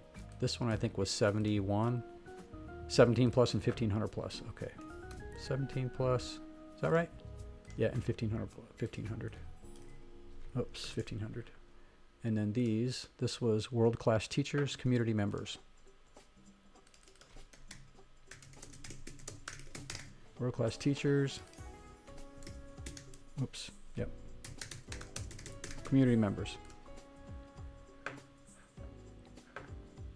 Okay, so we're looking pretty good, right? One thing that I forgot, we need to add this cool semi-transparent background and border around this element, and we need to add this icon, okay? So let's go here first, icon. I think this is it an award? Yeah, award. And we'll change this color to, did he have a color on this? Well, it's probably like that.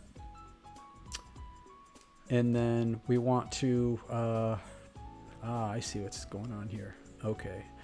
Because this is short, we actually need to add either, we can add two columns on the outside of this to control the width more, or we can put this in a separate row and then decrease the width of that row. Okay, and I think I'm going to go with the latter.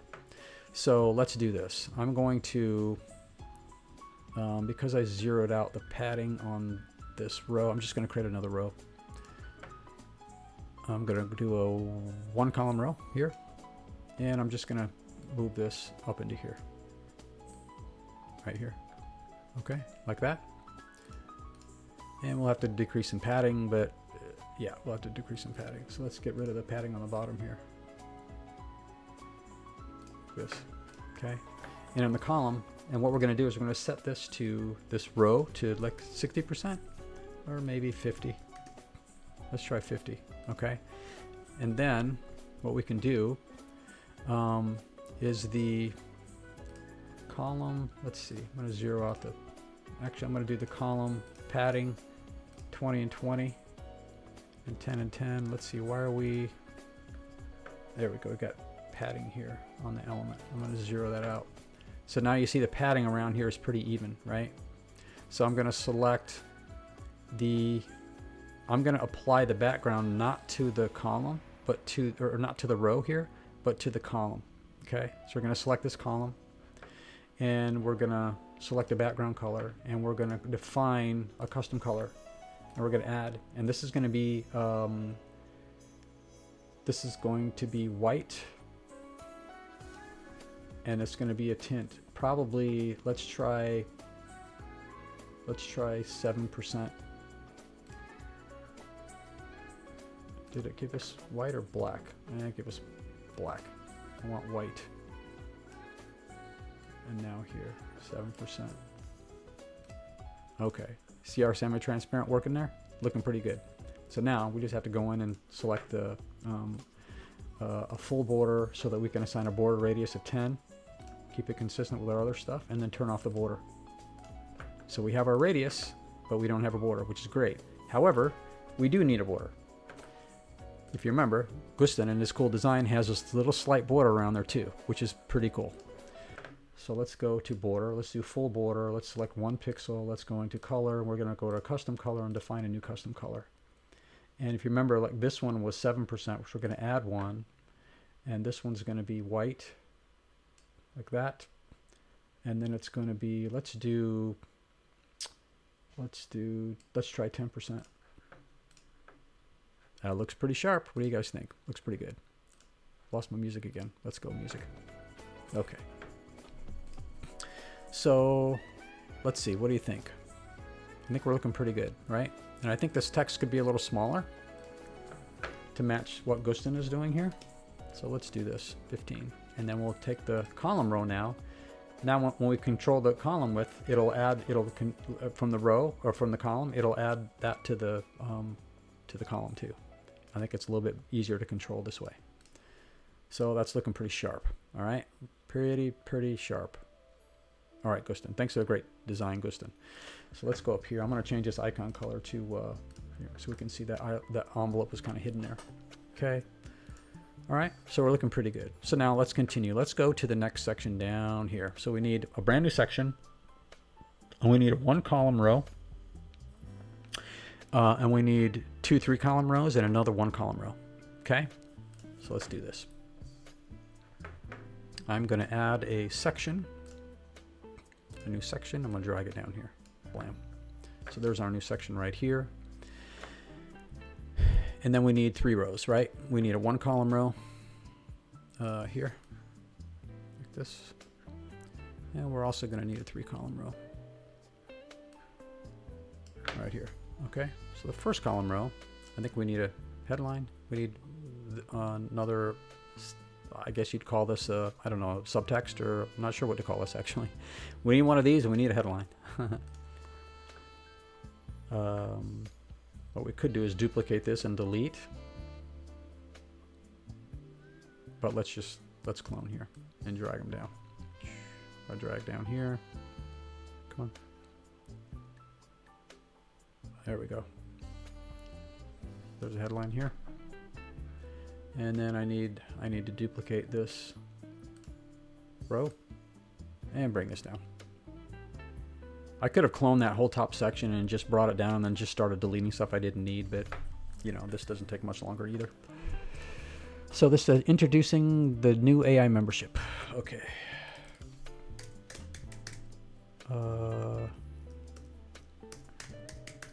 Introducing the new AI. Oops. Get ahead of myself. AI membership. Kind of butchered that, didn't I? Introducing the new AI membership. And you know what? He doesn't have a icon there. All right. And then I think this column has this our middle image here, right? So I'm going to go in here, select the background, or select the section, come in here, and grab our middle PNG. Blam. And then I'm going to do this full center. Let's do, if I do no repeat, let's get some content in here first and see where we land with the background image here. Okay, headline, all tools, trainings, and tutorials. Let's do this. Tools, trainings, tutorials on what's working today. There we go. Give me this, copy, bam. And this is on what's working today. Needs to be, bam. Is this all this bold? No. I think that's a problem. I don't like this so bold. So let's go typography. Let's change Roboto to Montserrat maybe, or maybe Open Sans. I want a font that's not so bold. Let's do. We can come over here. Actually, let's go back here. Let's go back to Roboto. I'm being stupid. And let's select let's change the weight of the headline to semi-bold, or even maybe medium. Yeah, it looks better. And I think this is, I need to reduce the M's spacing of this, line spacing. 1.0, 1.0. Okay, and then what do we do here? We did medium. So I'm changing the font weight to medium so that everything's not so heavy. Just looks easier on the eyes, right? Like Gusten's design, right? Looks nice. Okay, so now we've got our headline, we've got our little sub here, whatever we call that thing. Now we need to add our 3 columns of stuff. So I've got top AI softwares, top AI, software, creative tools, AI, built, stores, AI automation,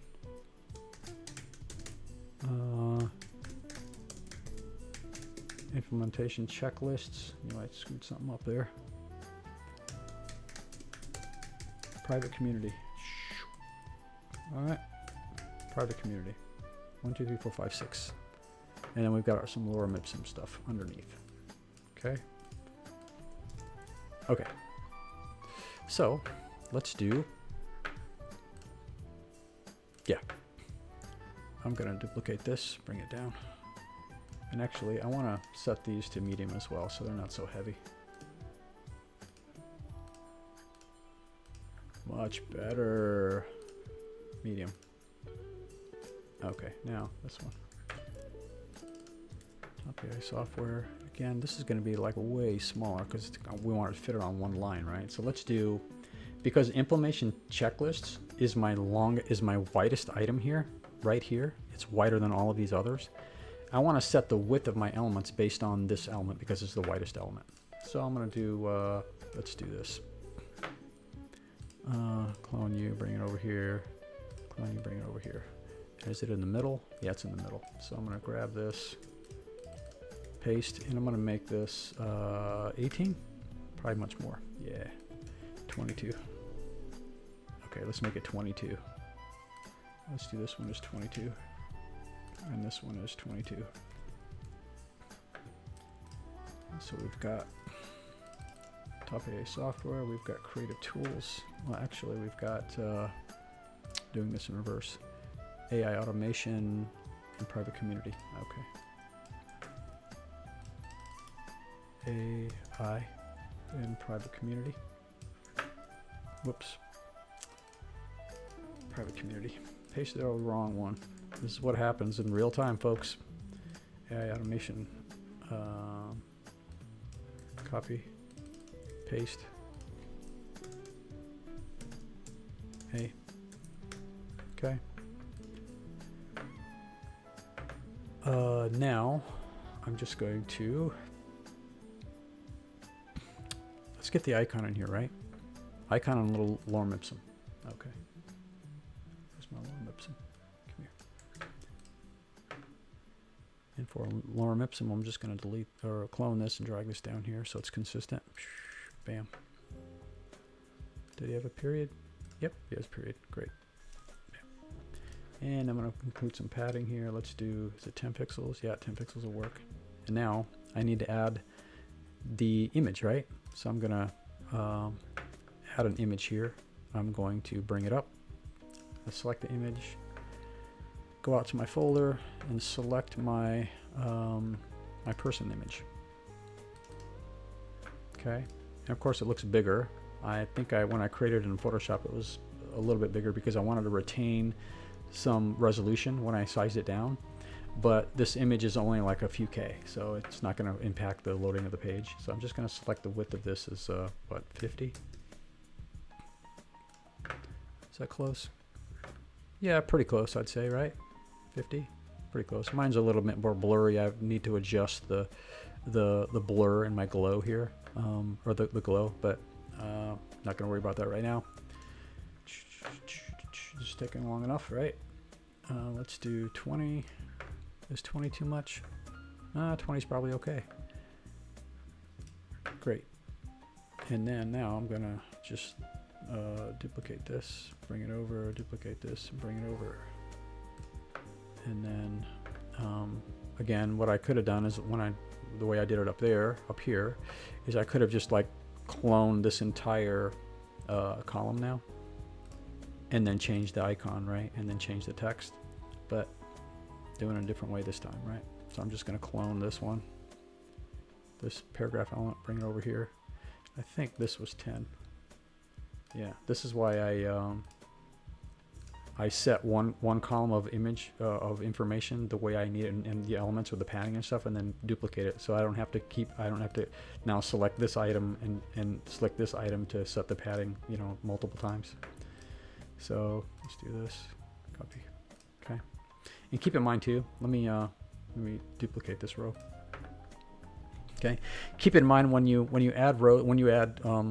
create rows and add columns, when you add items to a column, the default vertical alignment is going to be center. If I set this to left, then you'll see what happens here. I'm just going to clone a couple of these. Okay, so you see this one now, because I've set the column as left align, it's going to left align it to the top left, right? Center align is going to vertically align stuff in the center of the column. So left here, I'm going to change it in this one again, right here. Set the content spacing to left. So it's going to be from the left upper corner. That's how it assigns that spacing. So if you want things to line up from the top, set that to left. If you want them to align via center vertically, then set it to center. Okay. Just remember the default is center, and sometimes the default throws your layoff way out, so you just have to change the alignment. So what are the other ones out here? Oh, here we go. Right. Got AI top software here.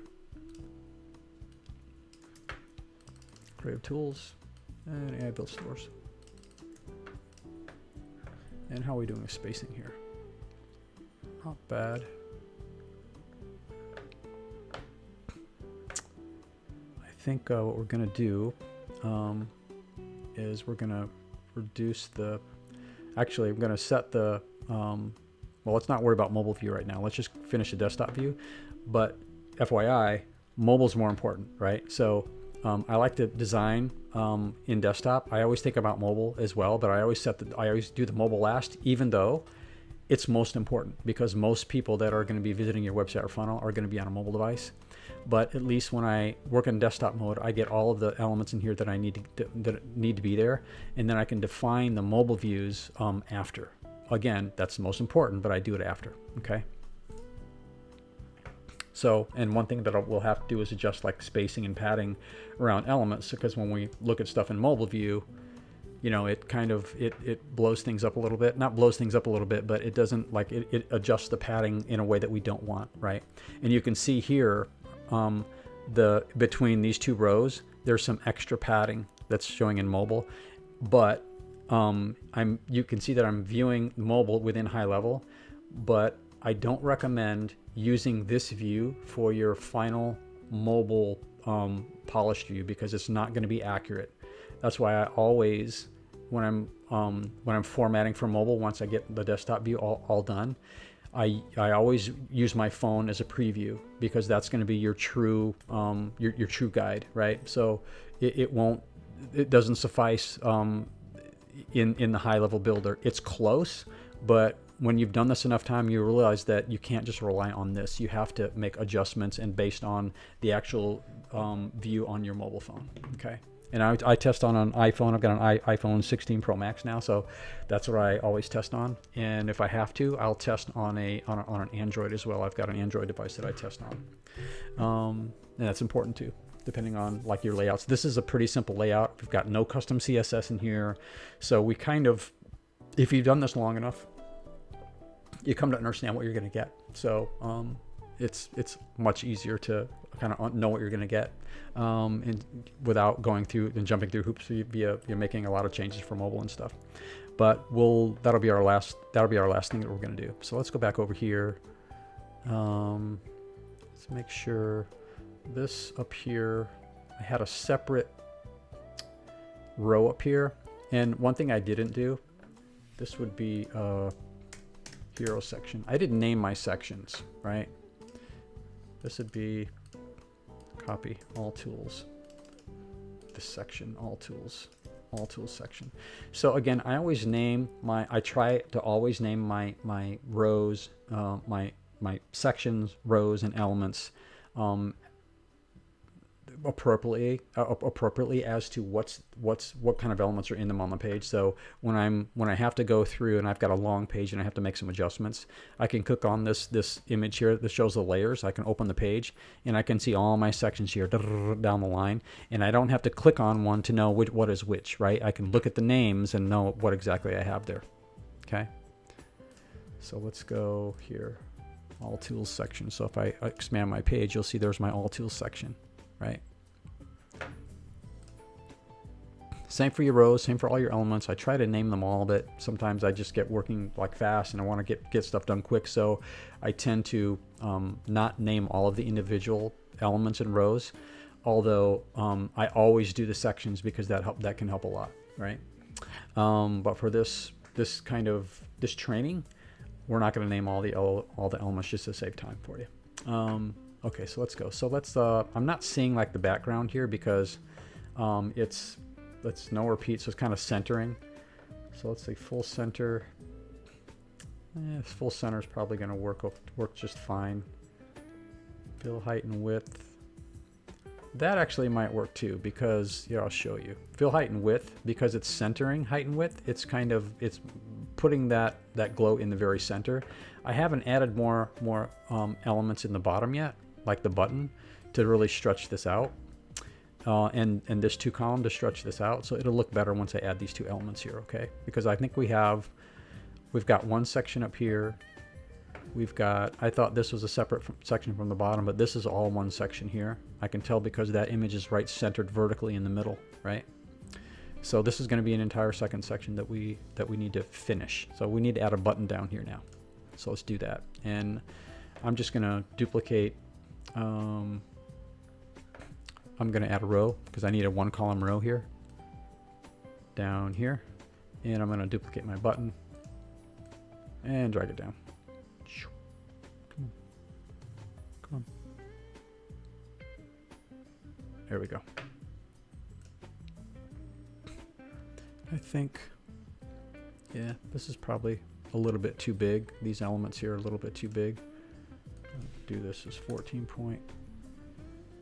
And then I'll change the row as 42 maybe, not 43, 43. Yeah, like that better. 14 and 43, okay. So this will be 14. And this row will be 43. Did that change? Yeah, okay, great. So we've got this looking pretty good, right? So now I'm gonna save. And now what's the next thing we need to add? This 2 column format here. I forgot there's another image that we needed to add here, but that's cool. So we need a 2 columner, all right? And now what I can do here is I can add some pre-built sections. Thanks Gusten for adding this stuff to Highlevel. This is like really cool and helps us save some time. So you can see that he's got these pre-built columns or these pre-built elements that you can add, pre-built sections that you can add to your sections, right? To your page. And let's find one. I think it was the top one.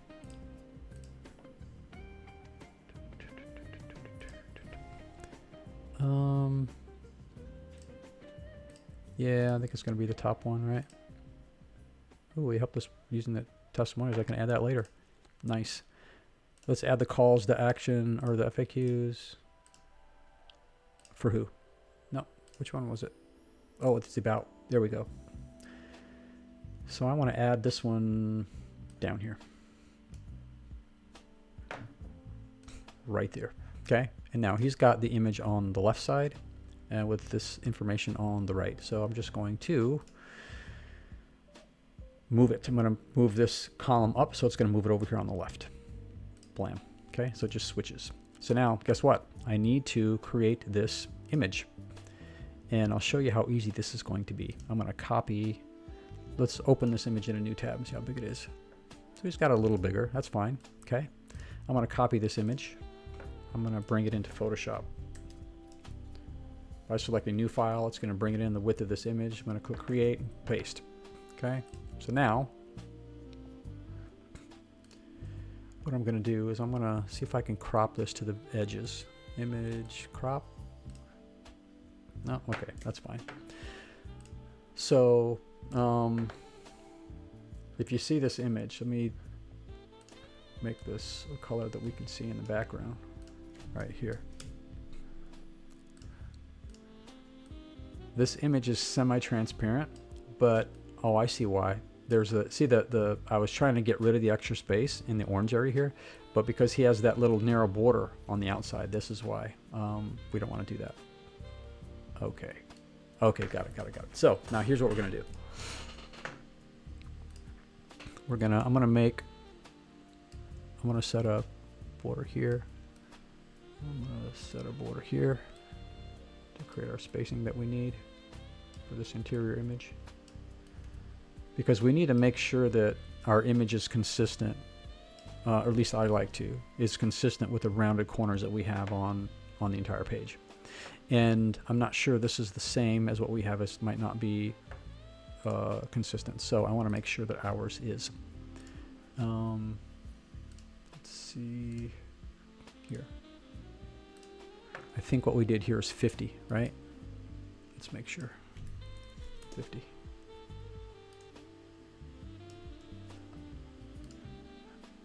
I want to do opacity. Yeah, that's 50.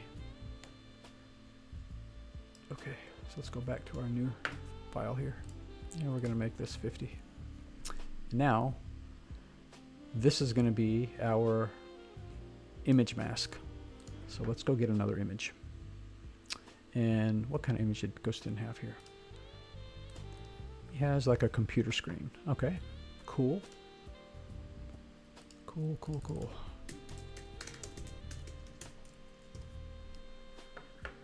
Computer.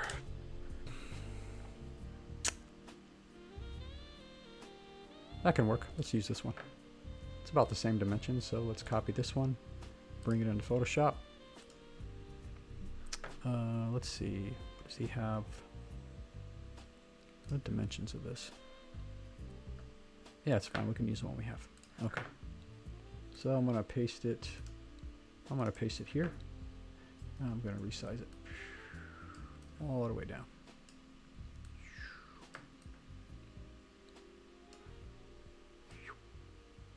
Okay, bring this up here. This is gonna work good. And now I'm gonna select this and mask it. Bam. Okay, now the other thing I need to do is we're gonna create the background with a border. Okay, so we're gonna do this.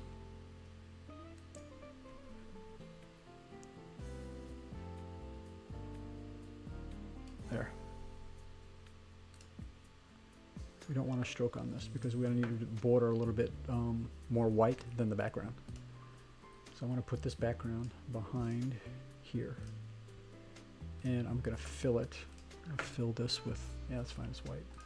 I'm going to fill this with white. White. And this is going to be about, I think we did, what do we do with the icon? I forget. 6%. Okay, so this layer is going to be 6% opacity, and you can see there it's almost, you can barely see a little bit of it, so that's going to match our icon background basically, like the opacity of the icon background. We could probably go a little more. I'll go a little more because I think our icon could have been a little bit better, a little bit more white back there. And then so we have this already. So now the only other thing we need to do is I need to make this border on the outside. All right, so I'm gonna load the selection, and I'm gonna create a new layer, and I'm gonna add a stroke right here. And I'm gonna do, let's try 3 pixels, and I'm gonna do it white. Nope, I'm gonna do 4 pixels, so it goes all the way. Come here, stroke, 4, and it's on the outside and it's white. Okay, perfect. Okay, well, almost perfect, but that's great. Well, it'll serve our purpose. So now what I'm going to do is I'm going to make this, since the background is 8%, let's make this, oh, let's try 12. Let's do 15 or 16. So if we do this now, let's make this our color background. Come here, get the correct color here that it's going to be on top of. Bam. So this is what our image is going to look like, right? And I think it's still too hot, right? So I'm gonna make this background 6%,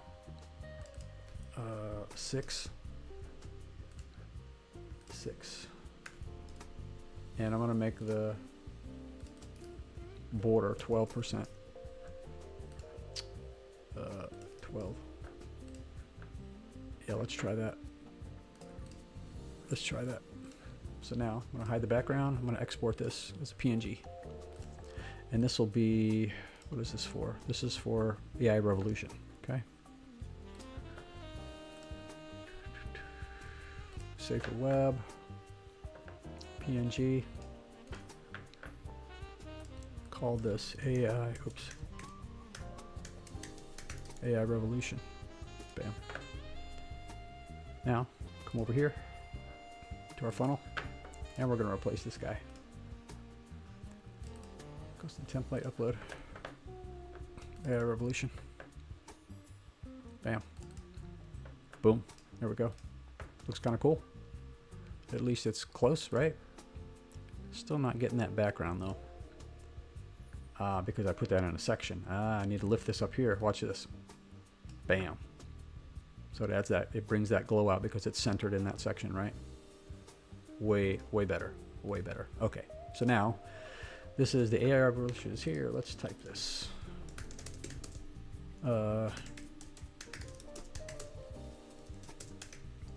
Is here, and transforming our jobs. Copy. Bring this over here. I can, did he have the sub here? No, just some text and some bullets, okay? And this is transforming our jobs. And this is going to be font weight here. Where's our font weight? Why are we not getting our font weight here? Like this. Oh, here we go. Please select. I didn't see it. And transforming our jobs. I gotta make that hour, don't I? Hour. I think I gotta go smaller on this one too. Yep, gotta go smaller. Let's do 36. Is here and transforming and go more 40 maybe. 42. There we go. And he's got some more Mipsum, a couple paragraphs. Let's do this. Copy. Paste. And let's make sure this color is our text color. And he's got 3 and 2 lines. Okay. Trying to make this as accurate for Gusten's design as he's designed it. Pretty much. And now I need 3 bullets. Okay, so this, let's delete this stuff. Hello. And these are our 3 bullets, but he's done these as separate bullets here, which is in his paragraph elements. Probably because he wanted more control. But what I'm going to do is I'm going to do bullets here. Bullets. And what do you have for the bullets here? He has little arrows. Okay, so let's go here. Select the icon, arrows, and let's just do this arrow. Okay. And this is how big? 18 point. Make these 18 point.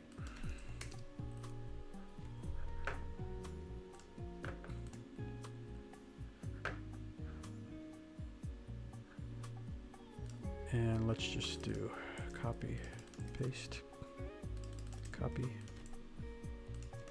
paste, copy, paste. And I'm going to select the padding here as 0 on the left. And what's the line spacing here? It's 1.5 M, so I'm going to make this the same, 1.5 M, so it looks the same. And I think this is content, this headline, yep, content font. And we're going to make this color the text color. Okay, and the icon color is white, so that's good. So let's delete these. Don't need these. Okay, So there's our content for this section down here, right? Looking pretty good so far. Pretty good. Okay, I'm gonna save this and I'm gonna pause. I'll be back in a minute. Okay, I'm back. So let's go to the next section. What do we have here? So we've got all the sections on the right created already. Now we need to continue with the left side over here. Okay. Let's see what we need. We need a 2-column, and I think Gusten, again, he has one of these pre-formatted layouts already that are similar to that. So let's see. This is going to be one section all on its own. Okay, so let's add another section here. We're going to add another section down here. Actually, we have one already. That's okay. I won't need that in a minute anyway. I'm going to add a 2-column row like this. Oh, actually, I'm going to delete this because I forgot. I think Gusten already has one. Let's see, pre-built sections. Plan section. No, product. There we go. Let's use this one. So I'm going to bring this one in here.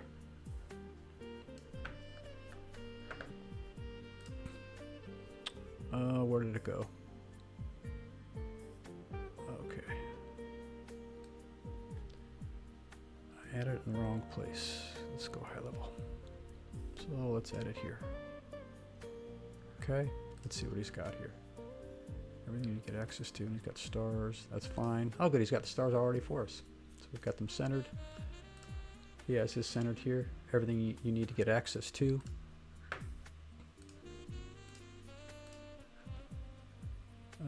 Weight is got to be 500 to match. And this is headline. Let's see.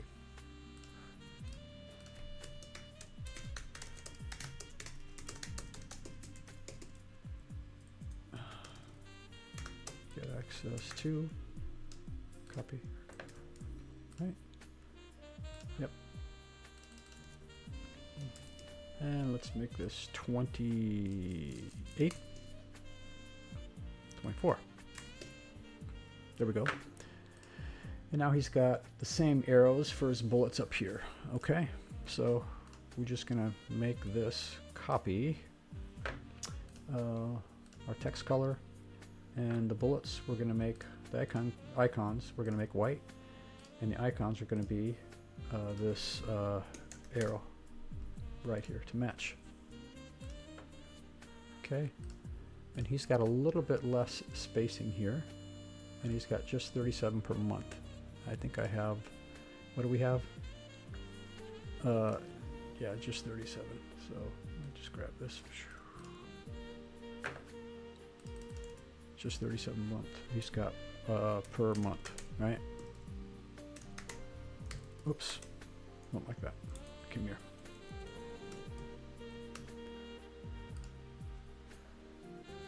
No contracts, cancel any time. Okay.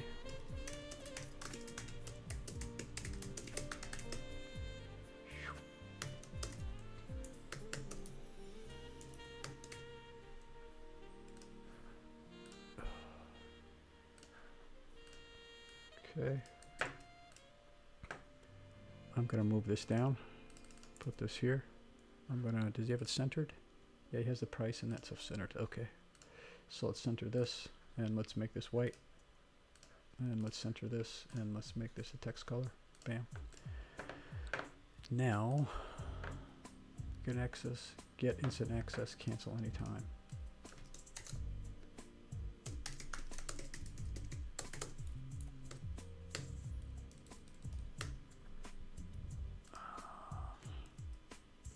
Okay, like this. And is this under the button? No, it's on the button. Okay. And I need to make this button text smaller. 14. 12.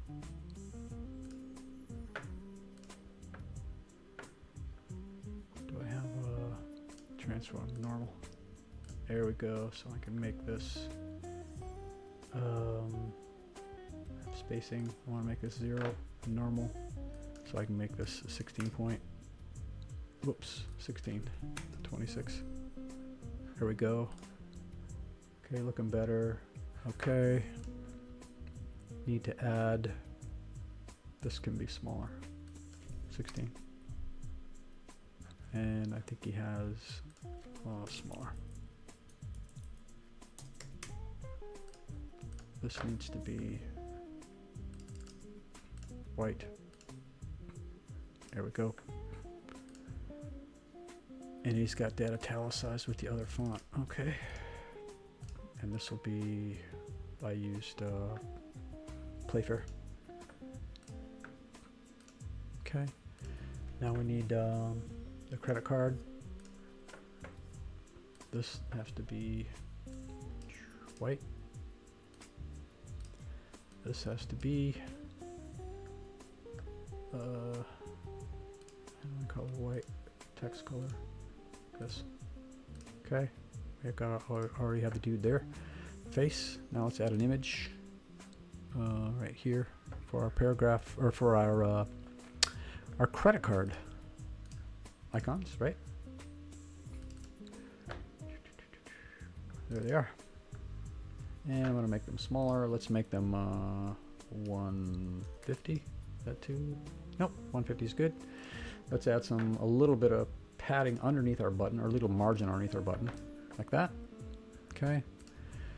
Now what else do we need here? I think we need to change the color of this. Okay, so we need, let's grab this color right there. And we're gonna grab this. We're gonna change our background color to this color in Gusten's design right there. And we need to add a little, looks like the hot primary color, right? To the border.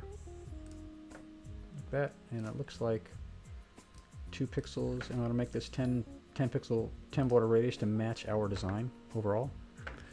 Okay. And then AI Frontrunner Founders Club. AI.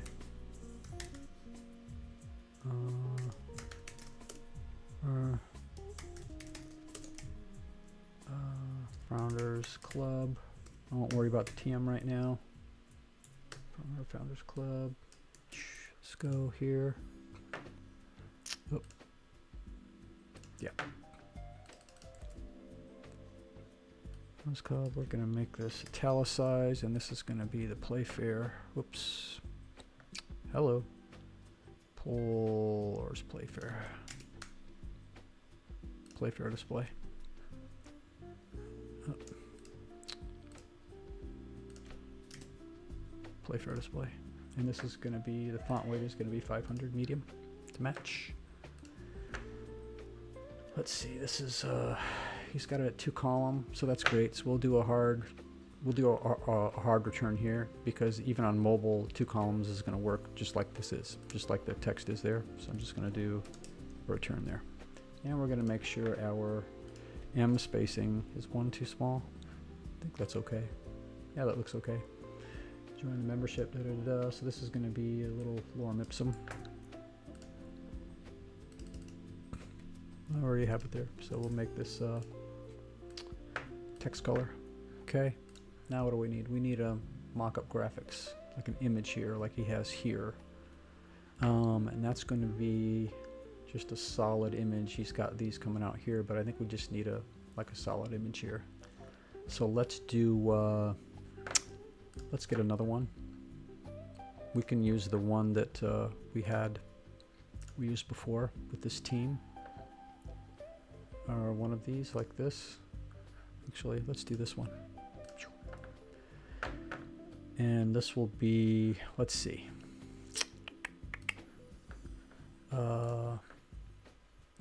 Maybe he's got a more rectangular, so we'll do it like 400 by 300 maybe. Might work. Copy, paste, a new file, and we'll do it 400 by 300. Whoops, 300, and we'll paste it in here. And we're going to resize this down, way down, like this. Okay, and this will be our what do we call this? This will be our FT Club. We'll call it FT Club. Okay. We're going to export this. This will be, hello. This will be as a JPEG. JPEG, 100%. FT founders. Save. Now, come over here. We're going to come to our funnel. We're going to grab this image. We're going to paste it in here. Or we're going to upload it in here. Paste it in here. We're doing good here, guys. Doing good here. Okay, that looks pretty good. What else do we have? Okay. We can leave this here. We can change the icon color to the bright primary color. Or let's make it the text color, and we'll make the text color the same too. Okay, there we go. Looking sharp. Okay. One thing that Gusten has here is he's got this other image on the bottom, right? So let's add that to our background and see how this looks.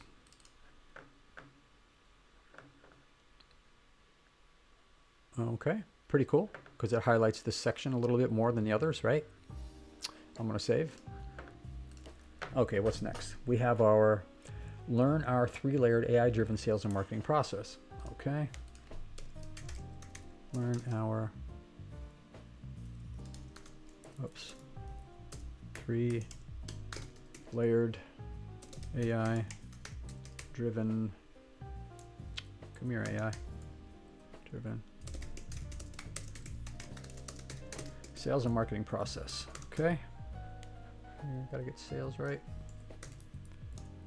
Hope you guys are liking this. I hope it's beneficial to you.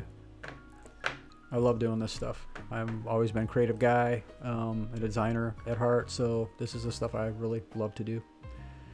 So what I'm going to do is I'm going to clone this section here, right? Did I name this? This is the all tools. All tools section. Oh, I don't need this. All tools section. This is the hero. Yeah, hero section. All tools section. This is the front runner. FT section. Okay. So now I'm going to clone this one here. I'm going to save it first. I'm going to clone this because I want to use these. Well, do I? Let's see. I want these items here with the background. So I want to grab something I've already created for that. Maybe I don't have something. Or maybe in Gusten's pre-builts, he has something. I believe he does, actually. Let's find this. Call to action could work because we can just duplicate this column. But I think he has something already. List. Plan section. I think it's an image, some text. An image, a headline, and some text. And this is, we could use this. Could use this one to start with. Let's see, I know one of these we're going to use. Let's see, let's decide what it is.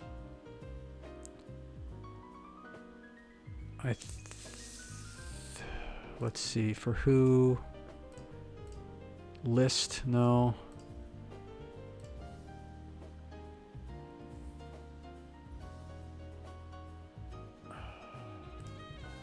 I'm going to use call to action.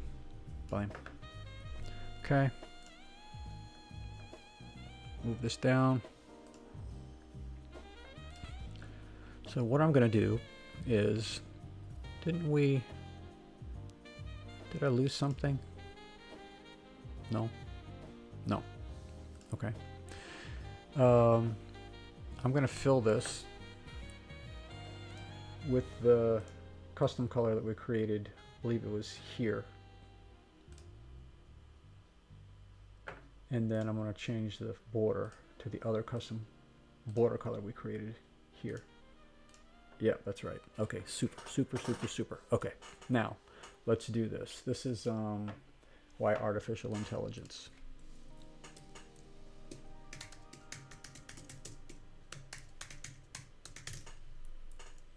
Intelligence. Why artificial intelligence. Okay, that's going to be here. Copy. So we're going to need one of our little bubbles. That's what we'll call it. We'll call it a bubble.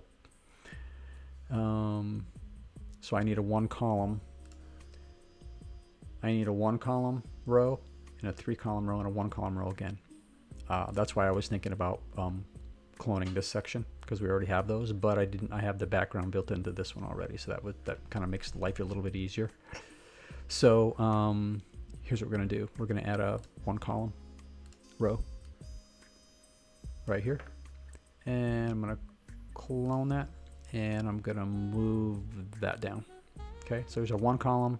This will be our 3 column, and this will be our other 1 column. Okay, now I'm going to grab this and duplicate it and drag it down into our first 1 column row here, right here.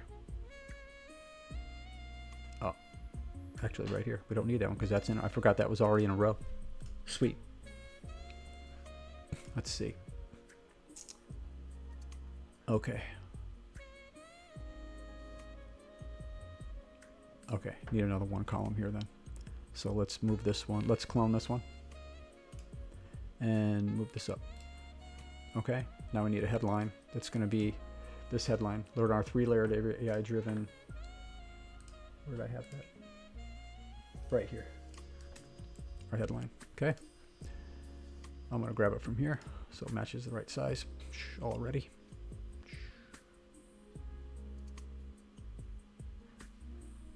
Up. There we go. Paste. And this is sales and marketing process needs to be italicized. Bam. Okay, so far, now we need to create these 3 columns so we can add our images in here. Okay. So I'm going to delete this button. What do we have? We just have a headline and some text, so we need to delete this one. What headlines do we have?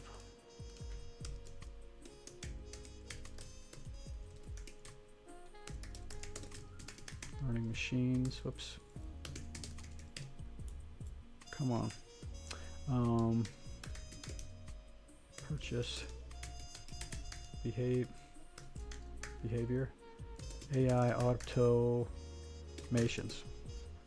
Behavior. Okay. Copy here. This will be here. I'm gonna. I see what he's done here. This is a row. So let's see. It's going to be easier doing this as a 3 column row.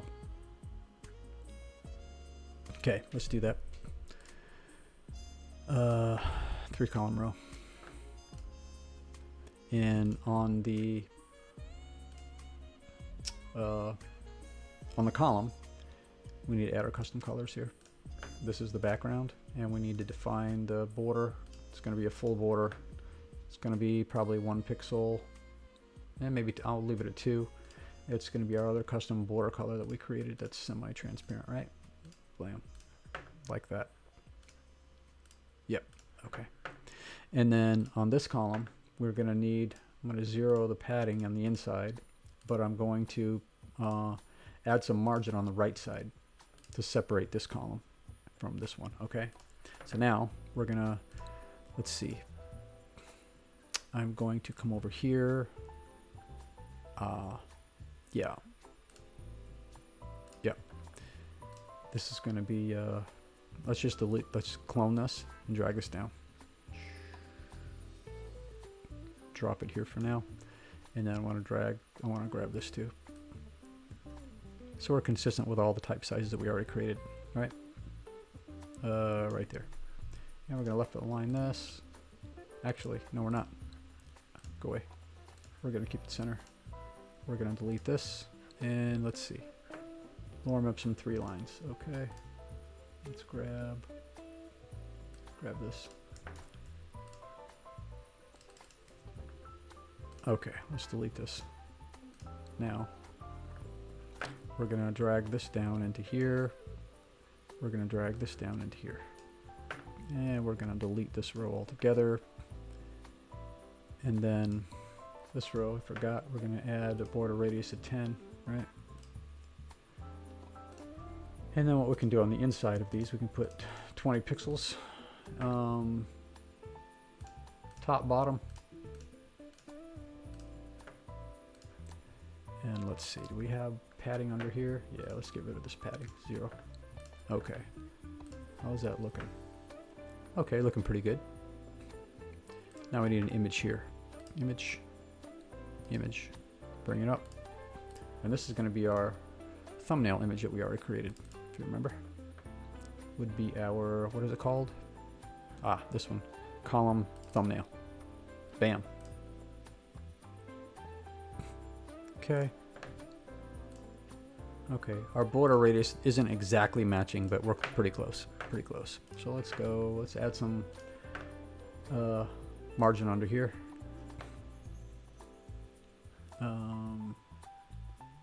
Yeah, we're gonna do that anyway. I wanted to add the margin under the photo though. Here, 20. How's that looking? Pretty close. Pretty close. We're getting there. What else? You know, padding under. Let's just have 20 all around. Let's make some padding under here too. Okay, great. So now what I'm going to do is in each column here, I'm going to add some margin. I'm going to add 20 pixels of margin underneath in the column, and you'll see why we do that when I go to mobile view. So let's go, I want to delete this column, delete this one, and I'm going to clone this twice. Okay, and then in this column, I want to remove the space on the right, and I'm gonna, let's see, actually I'm gonna add 10 on the left, and then this one, I think I did 20. I did 20 on the right, I'm gonna add 10 on the right, and in this one, it's gonna be 10 on the right and 10 on the left. Okay, if you follow that, on the left column, I want 0 pixels of margin on the outside here, so it aligns with the content, right? The width. And then I want to add 10 pixels of margin on the outside here. And in the middle one, I want 10 pixels on this side and 10 pixels on this side. And on the right one, I want 0 pixels of padding on or margin on this side and 10 pixels on this side. So it's all consistent for the separation between all 3 columns. Okay, now let's go, let's see, purchase behavior. Where's purchase behavior? It's this one. And then AI automations. And these are not italicized in his design. So let's remove that. Okay. So I think we're looking pretty good so far. What I need to do is add this background image. So I'm just going to copy it from that section and paste it in here. Okay, looking better, right? Okay, I need a button down here. All right, let's add a button at the bottom. We already have that button up here. So let's get a clone that button. Yeah, let's clone the whole, actually the row that contains the button. And in this case, do I have a lot of, yeah, I have padding under the button, or margin on the button. Let's remove that. So let's clone this button row and then bring this down. Right there. Blam. Okay. Looking pretty good. Looking pretty good. All right. What we got next? We have just a couple more sections, guys, and we're going to be done with this. So why artificial intelligence? That's our next section. This one was the learn R3, right? This is the FT. This is the learn section. Whoops. Learn section.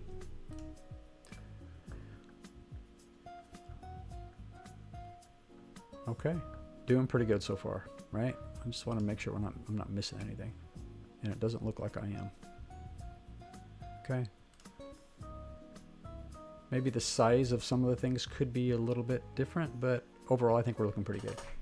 All right, because I would definitely spend some time and polish this a little more, but I think I'm a lot like Gusten, that he's really design savvy, and he's really particular about his designs, which is why his stuff looks so good, right? So him and I are alike in that regard, that's for sure. I'm going to change this to full center. I applied the background, but it applied it to full center. Okay, great. So now what do we got next? Now we've got our 2-column testimonials section. Okay, so what we can do is we can clone this one, and we can make this one testimonial section, because that's what it is, right? It's testimonials. He just kind of cloned the same subhead and heading here. Okay. So I'm going to say what our members say, right?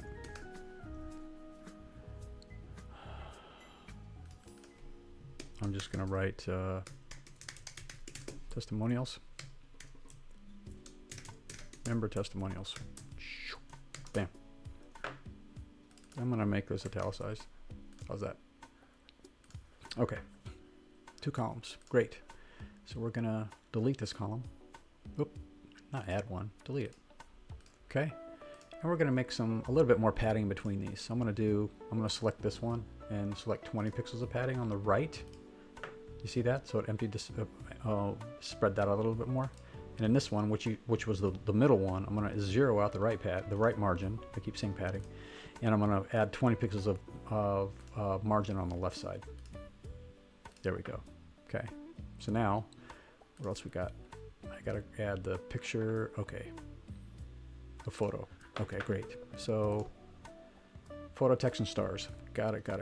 So the stars, thanks Gusten again. He's got that for us right here. Let's move this down. Put them up here. This is going to be our female avatar. Did I miss adding it? I think I didn't add it. There she is. Boom. And I'm going to come over here to make this a circle. I'm just going to go to advanced, and I'm going to select the image radius as a circle. Boom. And then you just got to make her a lot smaller, right? So the width is going to be, what, 50 pixels? 50? Let's see. That's pretty good, right? And then, let's see, we need some testimonial text here. Grab this lorem ipsum and dash name. Okay, cool.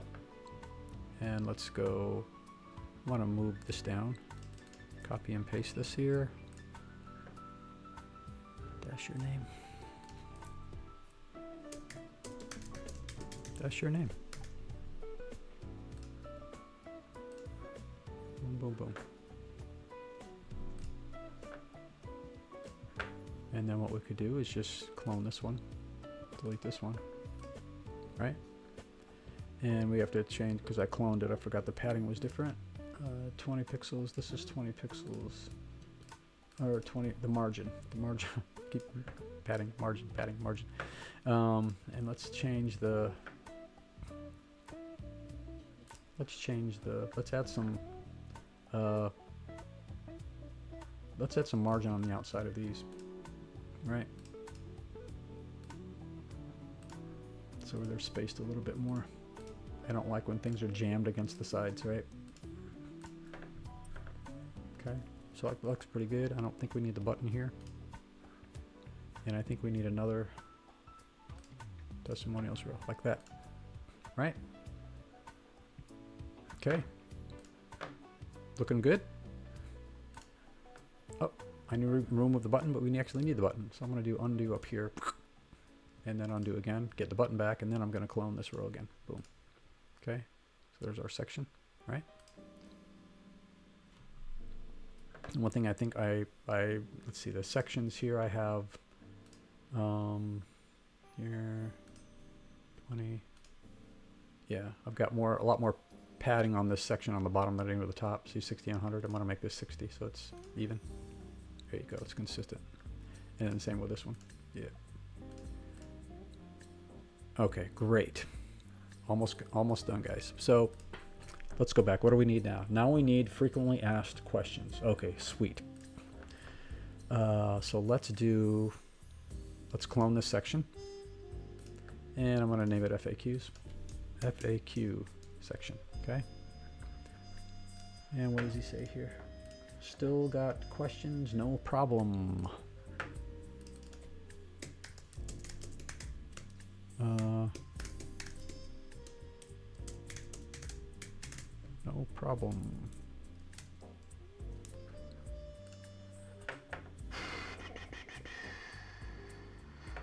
Frequently asked questions. Okay, of course that's what it says.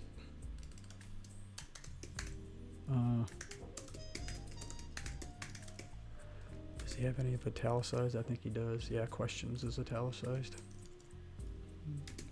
And I also think that he has,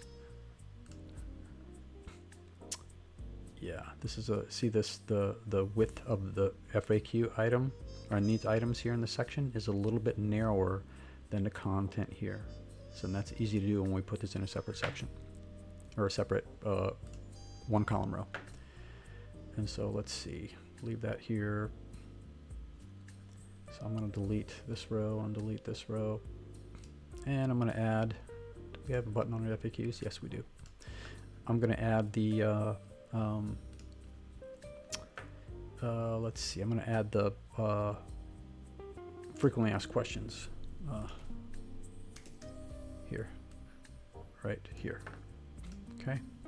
And I'm going to add some padding or some margin underneath the headline. And let's see. Excuse me. I've got, let's do this. I think I already added that color though. So I need to set up the colors for the FAQ item here, element, right? So let's do that. First, I'm going to select this row and make it 80%. No, I'm going to make it 60%. No, that's way too low, way too narrow. 70%. I'll make it 80. Okay. And this is italicized. And he has this on 2 lines, but that's okay. See, he has it on 2 lines here.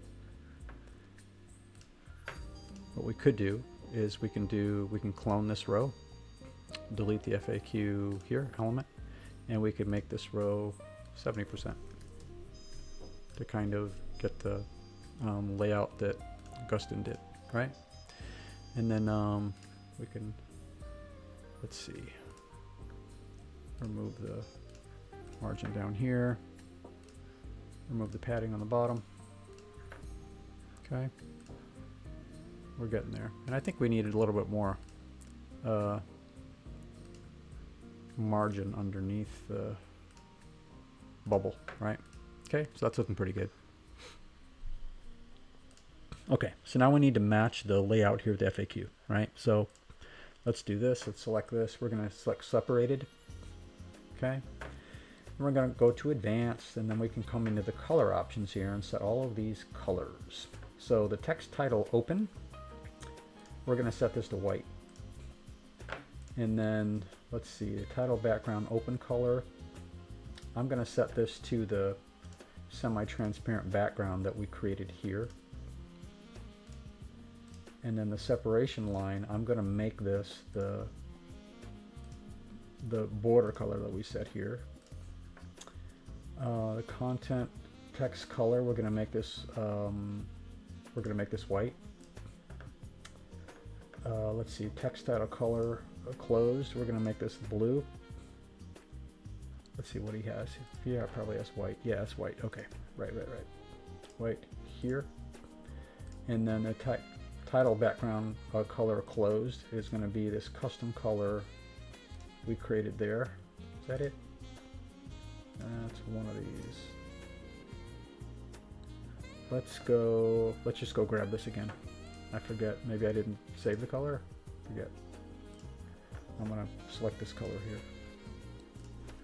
And I'm going to add blam. Whoops. Here. Color picker panel. It's this right here. Copy. Paste. Add.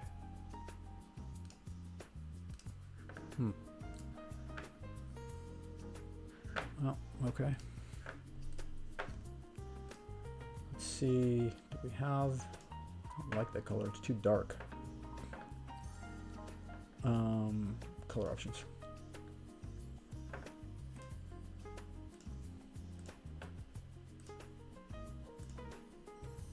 That's probably the color we added already. Probably that one. Let's see if these other ones. Yeah, it's probably that one. Okay. And then the border. Let's see. Border color, I think, is this. Here. Title background color closed. Let's see. Title color close. Expand. Let's go over here and let's expand one of these to see what we got. Ah, that's not what we want, right? So I don't want to show the image on any of these. So I'm going to select an FAQ element and uncheck the show image, right? And then, ooh, that's what I want for the background right there. So let's look at this, the colors, title, open background. This is what I want for the content background color. That would be here. That would be here. Yeah, that's right. And then the separation line should be this one. Yeah, that's better. And then let's see, what else we got? I want to separate these. Here, sorry. I'm going to save this.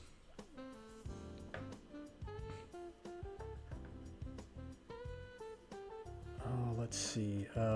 Title background, open color. Maybe that'll do it, right? Maybe that'll do it. And then he's got a 4 question 1. Let's do this. Where am I? Come here. I want to put this down here. Question 1, 2, 3. Copy.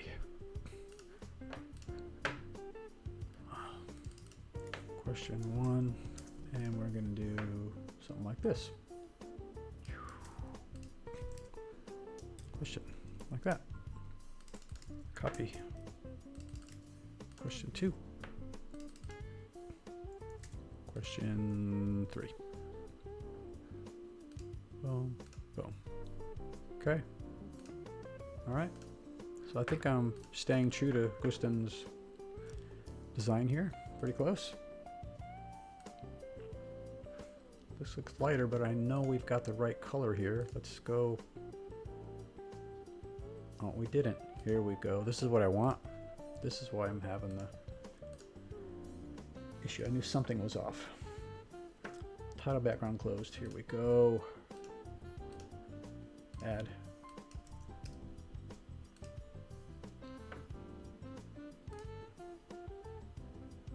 I think what I'll do, the one I just added is just as dark, but I'm going to change this. Paste, and I'm going to set the opacity down a little bit. Paste, set the opacity.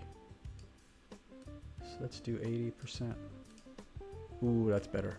Better, better, better. I think that matches closely, more closely to what he has here. What Gusten has here. Okay. And then he's got copyrights, your brand. Okay, he's got copyright 2025, your brand. Oh, that's okay, I can fix that. Your brand. Oh, come here.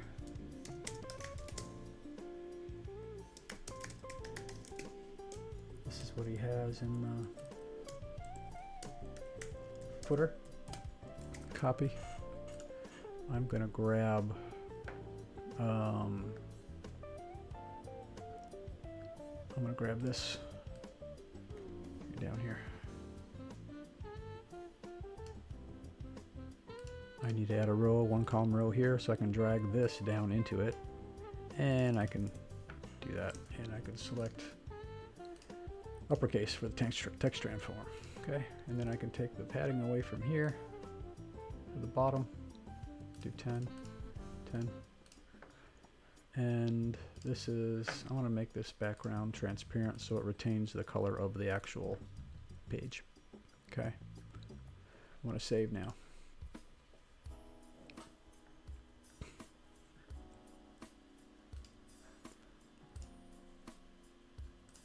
Okay, and I think the frequently asked questions could be a little bit smaller, so I can come in here and I can go into the font options and I can set all of the default font for the title font will be Roboto, and the copy, I think we did Lotto, right? Let's see, Roboto Lotto. Yep, you got to set the title and the content font separately for the FAQ. It won't retain the typography, headline, and content that you have set here.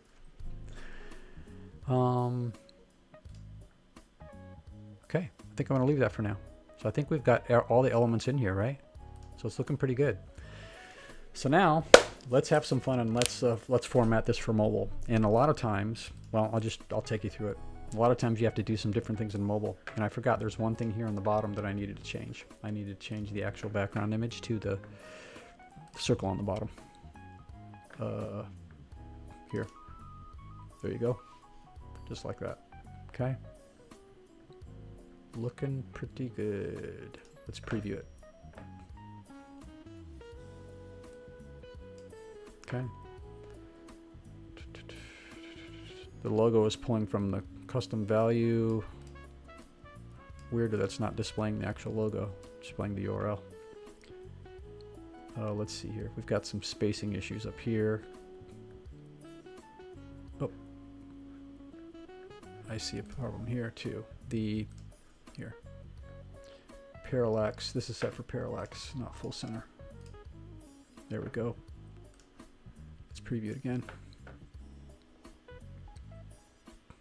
Okay, so I scroll, looks good. We can fix this. Some padding issues here. Got the different separations. We need some padding here and here. It's just not enough padding between the sections for me. Too much here. That's fine. FAQs are looking good.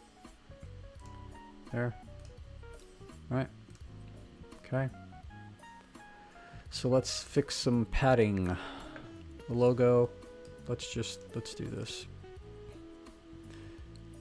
See, it's pulling the location URL. It should actually load the logo that's assigned to the sub account, but for whatever reason it's not. So all we can do, a couple things we can do, we can use a different custom value and edit the value of that custom value for a different logo item.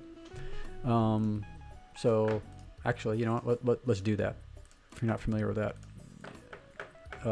you'll probably appreciate it. So let's go to settings. Actually, first of all, let's go to media storage.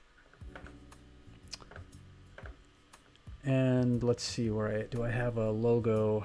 Probably have something here that can be used.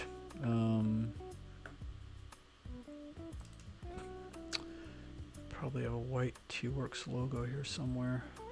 Yeah, right here. Let's see.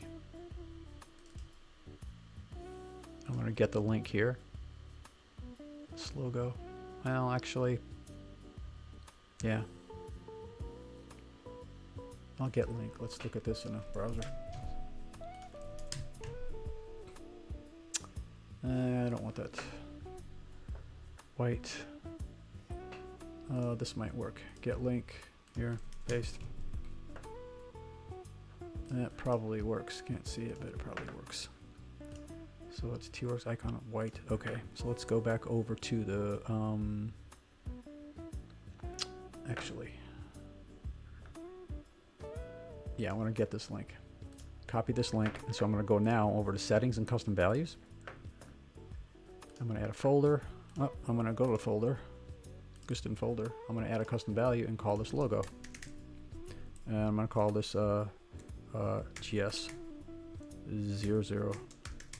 template logo, right? And paste the value. This is where the image is, right? Create. Now what I'm going to do, in order to assign this logo there, I'm going to copy the custom value right here. Copy. I'm going to go back to the funnel. And I'm going to paste that in for my logo. And I'm going to go here.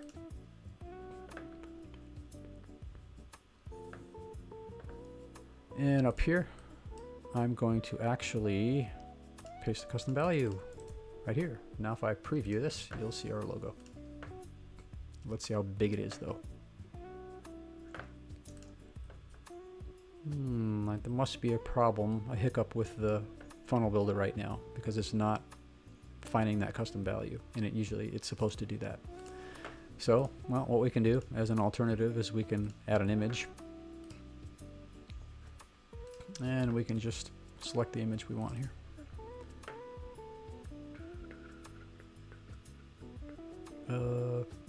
Right here.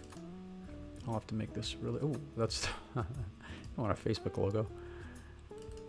Let's go.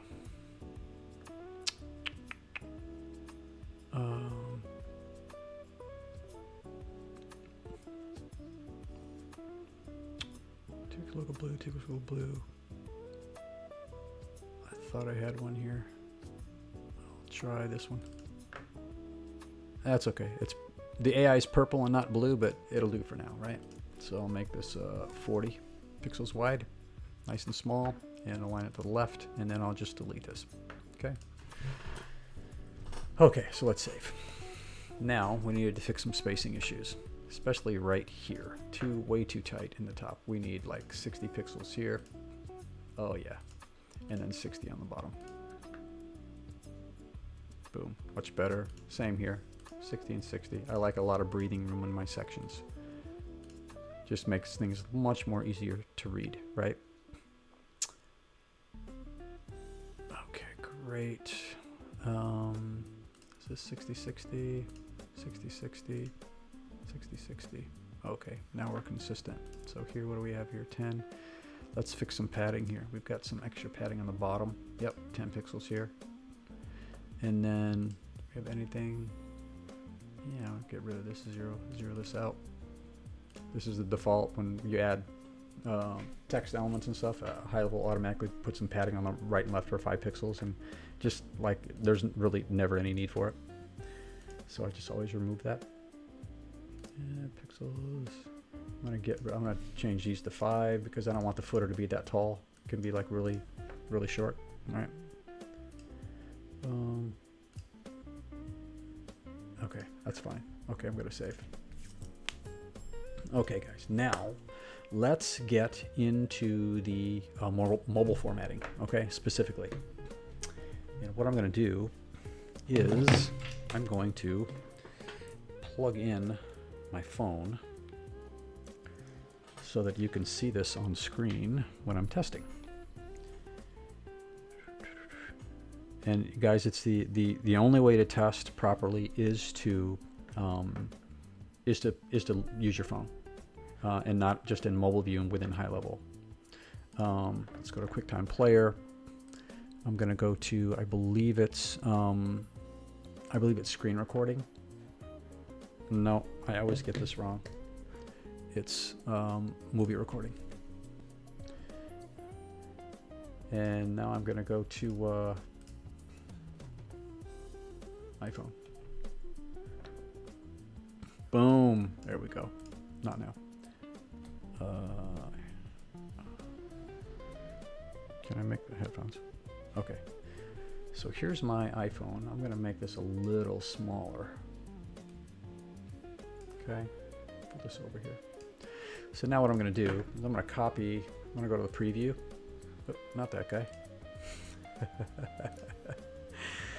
Let's go to the preview link here. I'm going to copy this. I'm going to paste it over to my mobile. so I can load this. You can see it.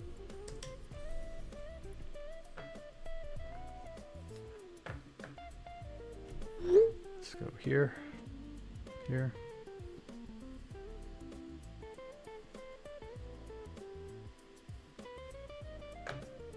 There we go.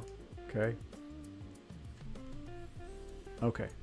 So here's what our page looks like in mobile view.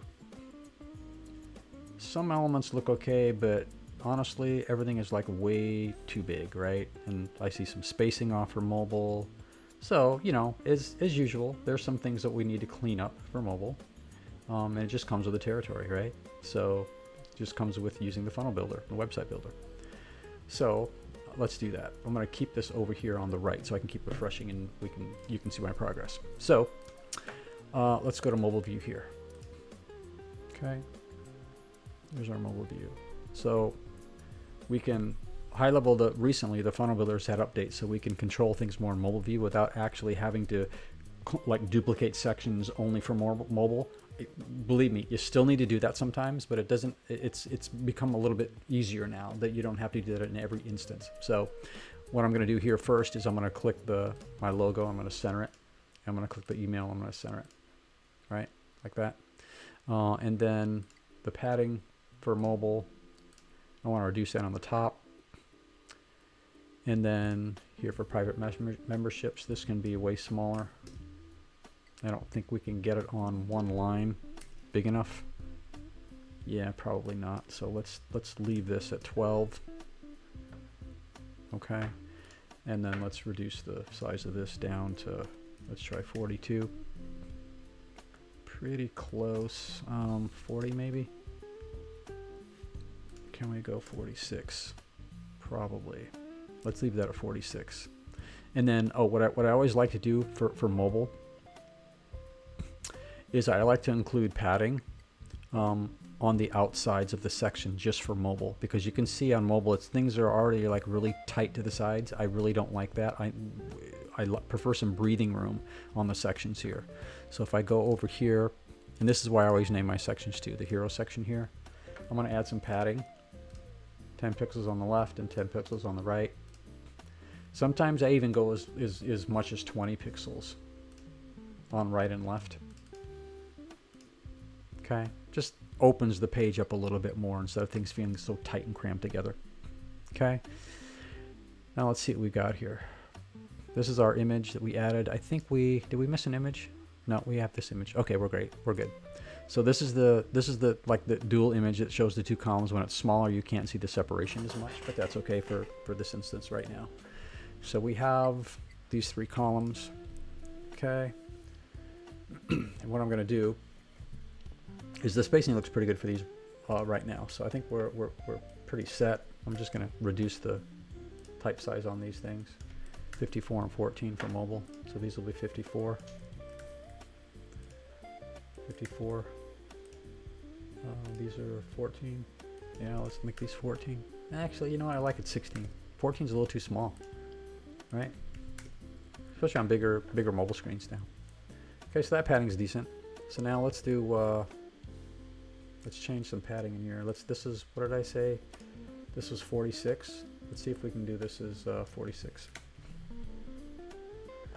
I want to do this a little smaller actually.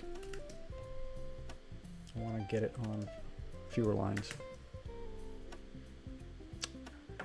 And let's do section here. Let's select 20 pixels like we did at the top, and 20 pixels.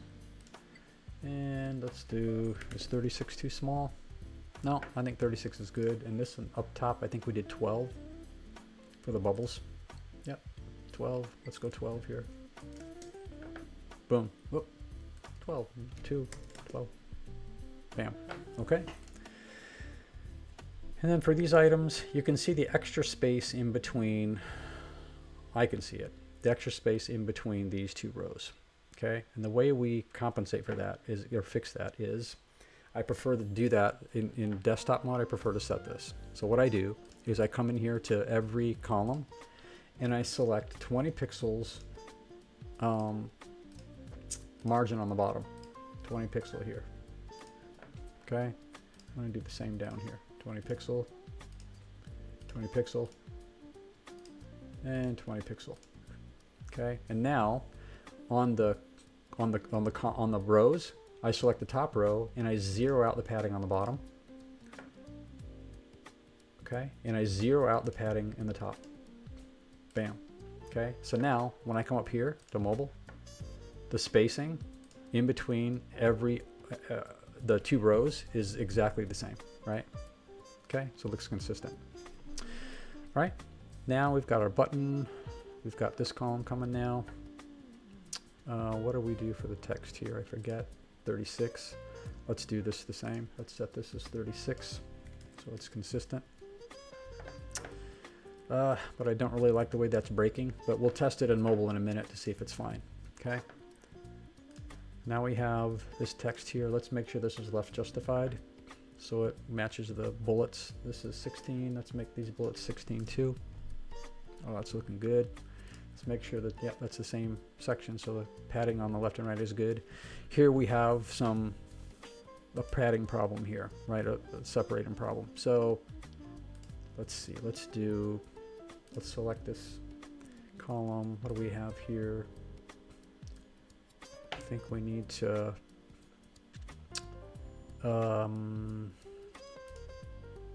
yeah, let's get rid of the 40 margin above the image. Okay, that's better. We'll check this in a minute. Text is probably fine. This is 16 point. Is that what we're making? Bullet copy. I think it might be too small. I think 18 is better for mobile. Let's make this 18. It's just too small for me. 18.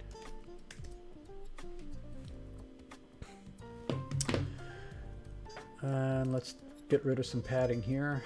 Let's make this, if I zero this out on mobile, it's probably better. 0 on the top and 0 on the bottom. Okay, this is 36. Let's make this 36. Boom. Let's make this 18. Bam. Looking good. Is this 18? 16 is fine.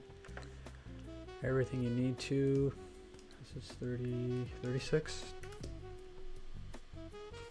I don't like the line height. Make it 1M or 1.1.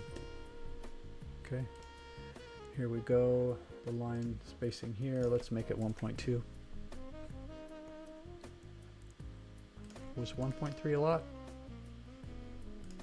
Yeah, let's make 1.3. That looks great. Button, cancel any, get instant access, cancel anytime. Here's what I'm going to do with a button. I'm going to change cancel anytime. I'm going to put this down on the subtext of the button, so I can have the get instant access. I can make this bigger, right? And you saw when I had it cancel anytime. Let's do this again. On one line, it made the line kind of break, and I don't think that looks great. So I'm going to use this, put the cancel down in the subtext of the button. So now what we can do is we can make the font size of the get instant access bigger, and we can also increase the size of the cancel anytime so we can actually read it, right? And I would do cancel anytime like that. Okay, so that's looking good. This testimonial information maybe a little bit bigger. I think we made the, let's make that 18 and make the text 16. Okay, and then I want more padding on the bottom of the section here. Where's my section? The FT section, right here. I want to add some padding on the top, and I want to add some padding on the bottom, so it breaks this a little more. And actually, I think I want more. Yeah, I'm going to add some more padding on the bottom, like that. Great, breathes a little bit better. Now this, I keep forgetting what we add the text here. I think it's 36. Okay, make this 36. Ooh, that looks good. Okay.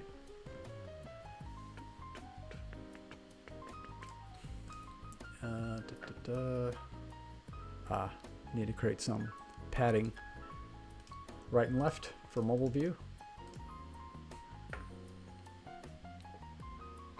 Looks much better. Now the padding here needs to be fixed because we're hitting the edges of the columns here. So I need to set this. I don't want to set this padding on the, actually I'm going to try the left and right. 20 here. 20 might be too much. Yeah, I think that's too much. Let's do it 10 all the way around. 10, whoops, 10, 10, and 10. Oh, way better. Way better. 10, 10, 10, and 10. And then one more here. Did I get 10 there? Yep. 10, 10, 10, and 10. Those are looking good, but I know I'm going to have the same problem I had before with the rows that sit on top of each other with the padding, with the space in between them. So I'm going to come here and I'm going to select the columns again. Oh, make sure I already did 20 on those. Oh, okay, I explained that earlier, but I didn't show you in the mobile view yet. Okay, so this will be fine. But I want to do the same here. Did I set these? Yep, these are all set too. Okay, great. So let's go here. These are looking good. Instant access. I want to eliminate some of the padding here because we have too much. Okay, I'm going to do some more padding here. Great, this is 36. Boom. I want to set 20. Left and right here. Blam. Oh, see the difference here, but that's okay. Actually, I think I need to hang on here. Yeah, I need to zero out the padding on the bottom of this one, this row, and the top of this one. There we go. Still might not look perfect in this view. It actually does, but it'll look better on mobile. There we go, instant access. I'm going to eliminate some of the padding on the bottom here for mobile view. And then I want to add left and right padding on this section. And this is 36. And I think this was, what did we do up here? I'll make sure I'm consistent across the board. This was 12. 12.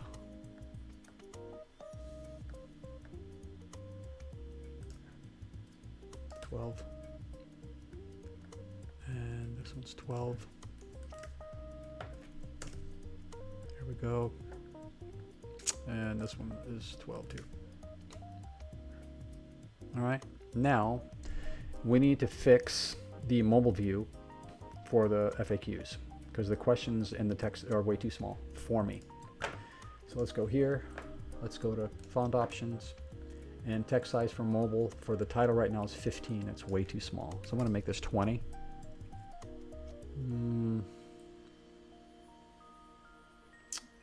Yeah, that's probably okay. And I'm going to make I think I did 18 for the body copy, so it's actually easy to read. So I think that's fine, right?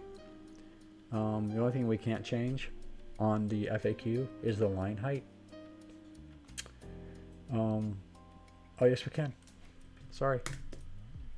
Ooh, that's better. Okay. So, let's see. The font weight in the titles, I'm going to make it medium.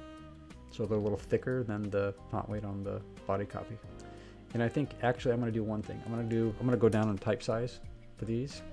I'm going to make the titles 14 and the title 18 and the title 14. All right. The title 18 and the content 14. Sorry, guys. Okay, I think we're looking pretty good. Let's look at mobile down here because I don't like how fat this is.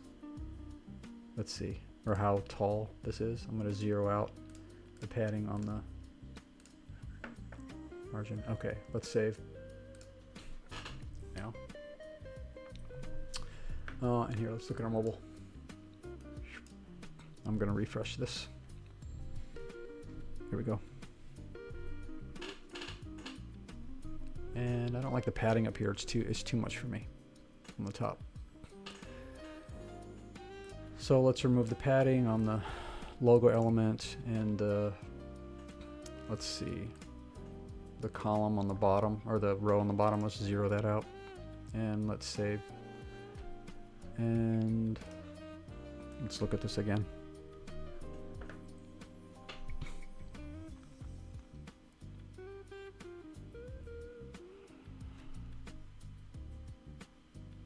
I don't like, there's a lot of padding in there. Let's get rid of some of that.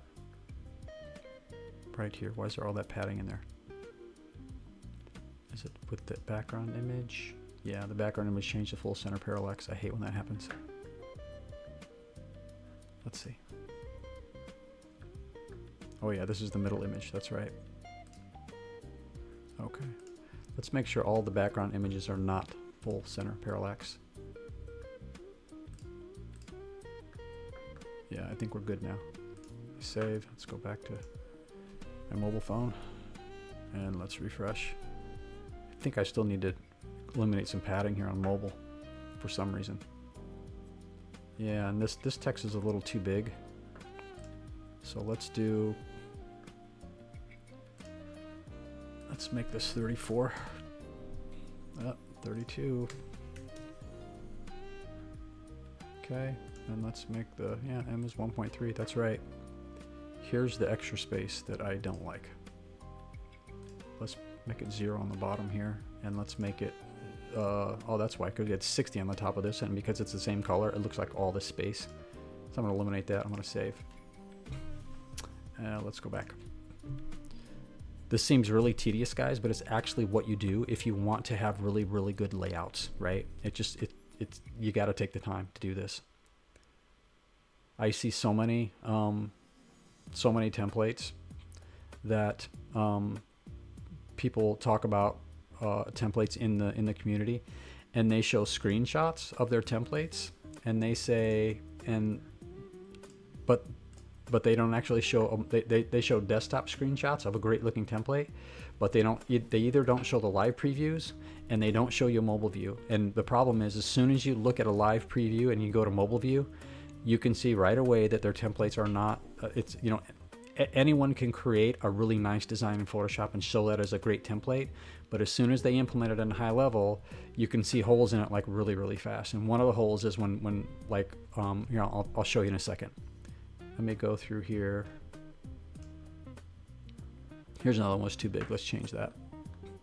Right there. I think I did 32 on the other one. It worked. There we go. That's much better. And then there's some extra space in here again for mobile because it's the same color. It just looks like all the space. 0. 0 there, but I must have, yeah, 20 below this one. Got to zero this out, and I want to zero this out. Do I have any padding on below this one? Yeah, I'm going to zero this out too for mobile. I like that you can change the padding and the margin on just for mobile view. It makes things so much easier to kind of change your formats. And let's see what else we got here. Here.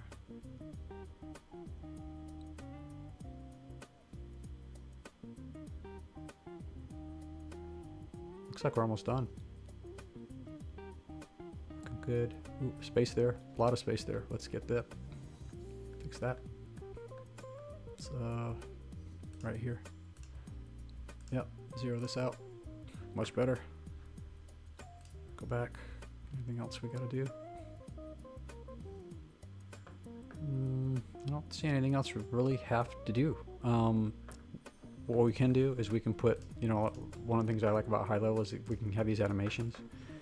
And so on hover, we can do elevate. I like this. So when you hover over the button, it kind of rises, which is kind of cool. So we can do that on all the buttons if you want to. I didn't this time. So let me save this.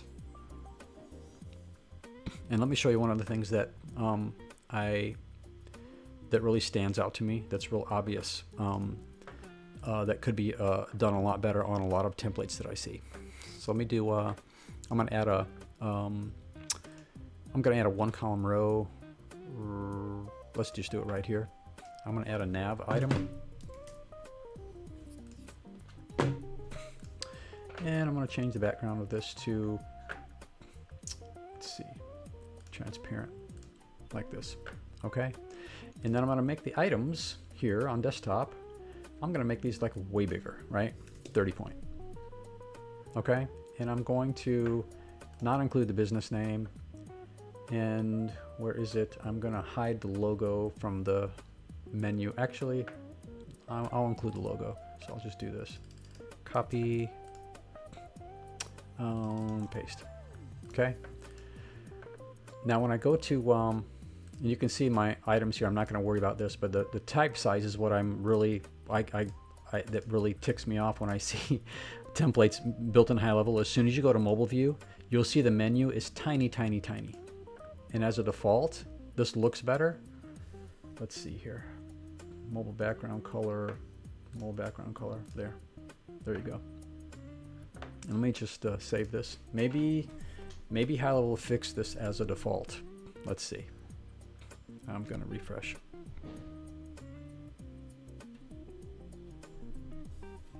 Well, I gotta change something here. Oops. Go to mobile. What? Oh, that's interesting. Click this again. Let me select the, let's see, mobile. Pop-up background color as, do this. Oh, that's gonna help right now. There we go. Let's see, what can I change? It's the mobile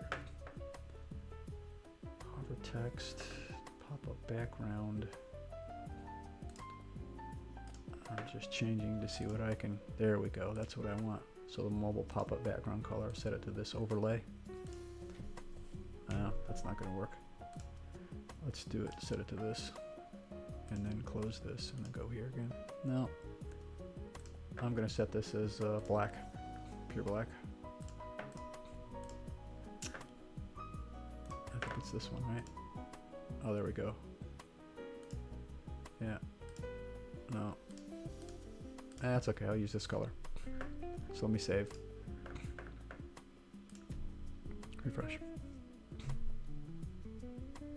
Okay, it's much better now. So what I always see with a lot of high-level templates is that as soon as you look on mobile, this little pancake menu item is tiny, and when you click on and open it up, the menu items are also really, really tiny.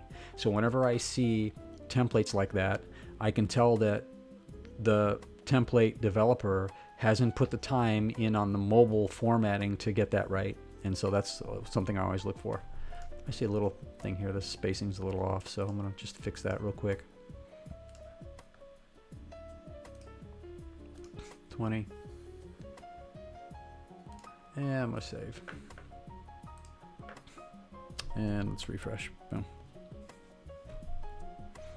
Oh, and I don't need the menu anymore, so let's delete that. Save. Save. Go. There we go. Let's just go one more time, right?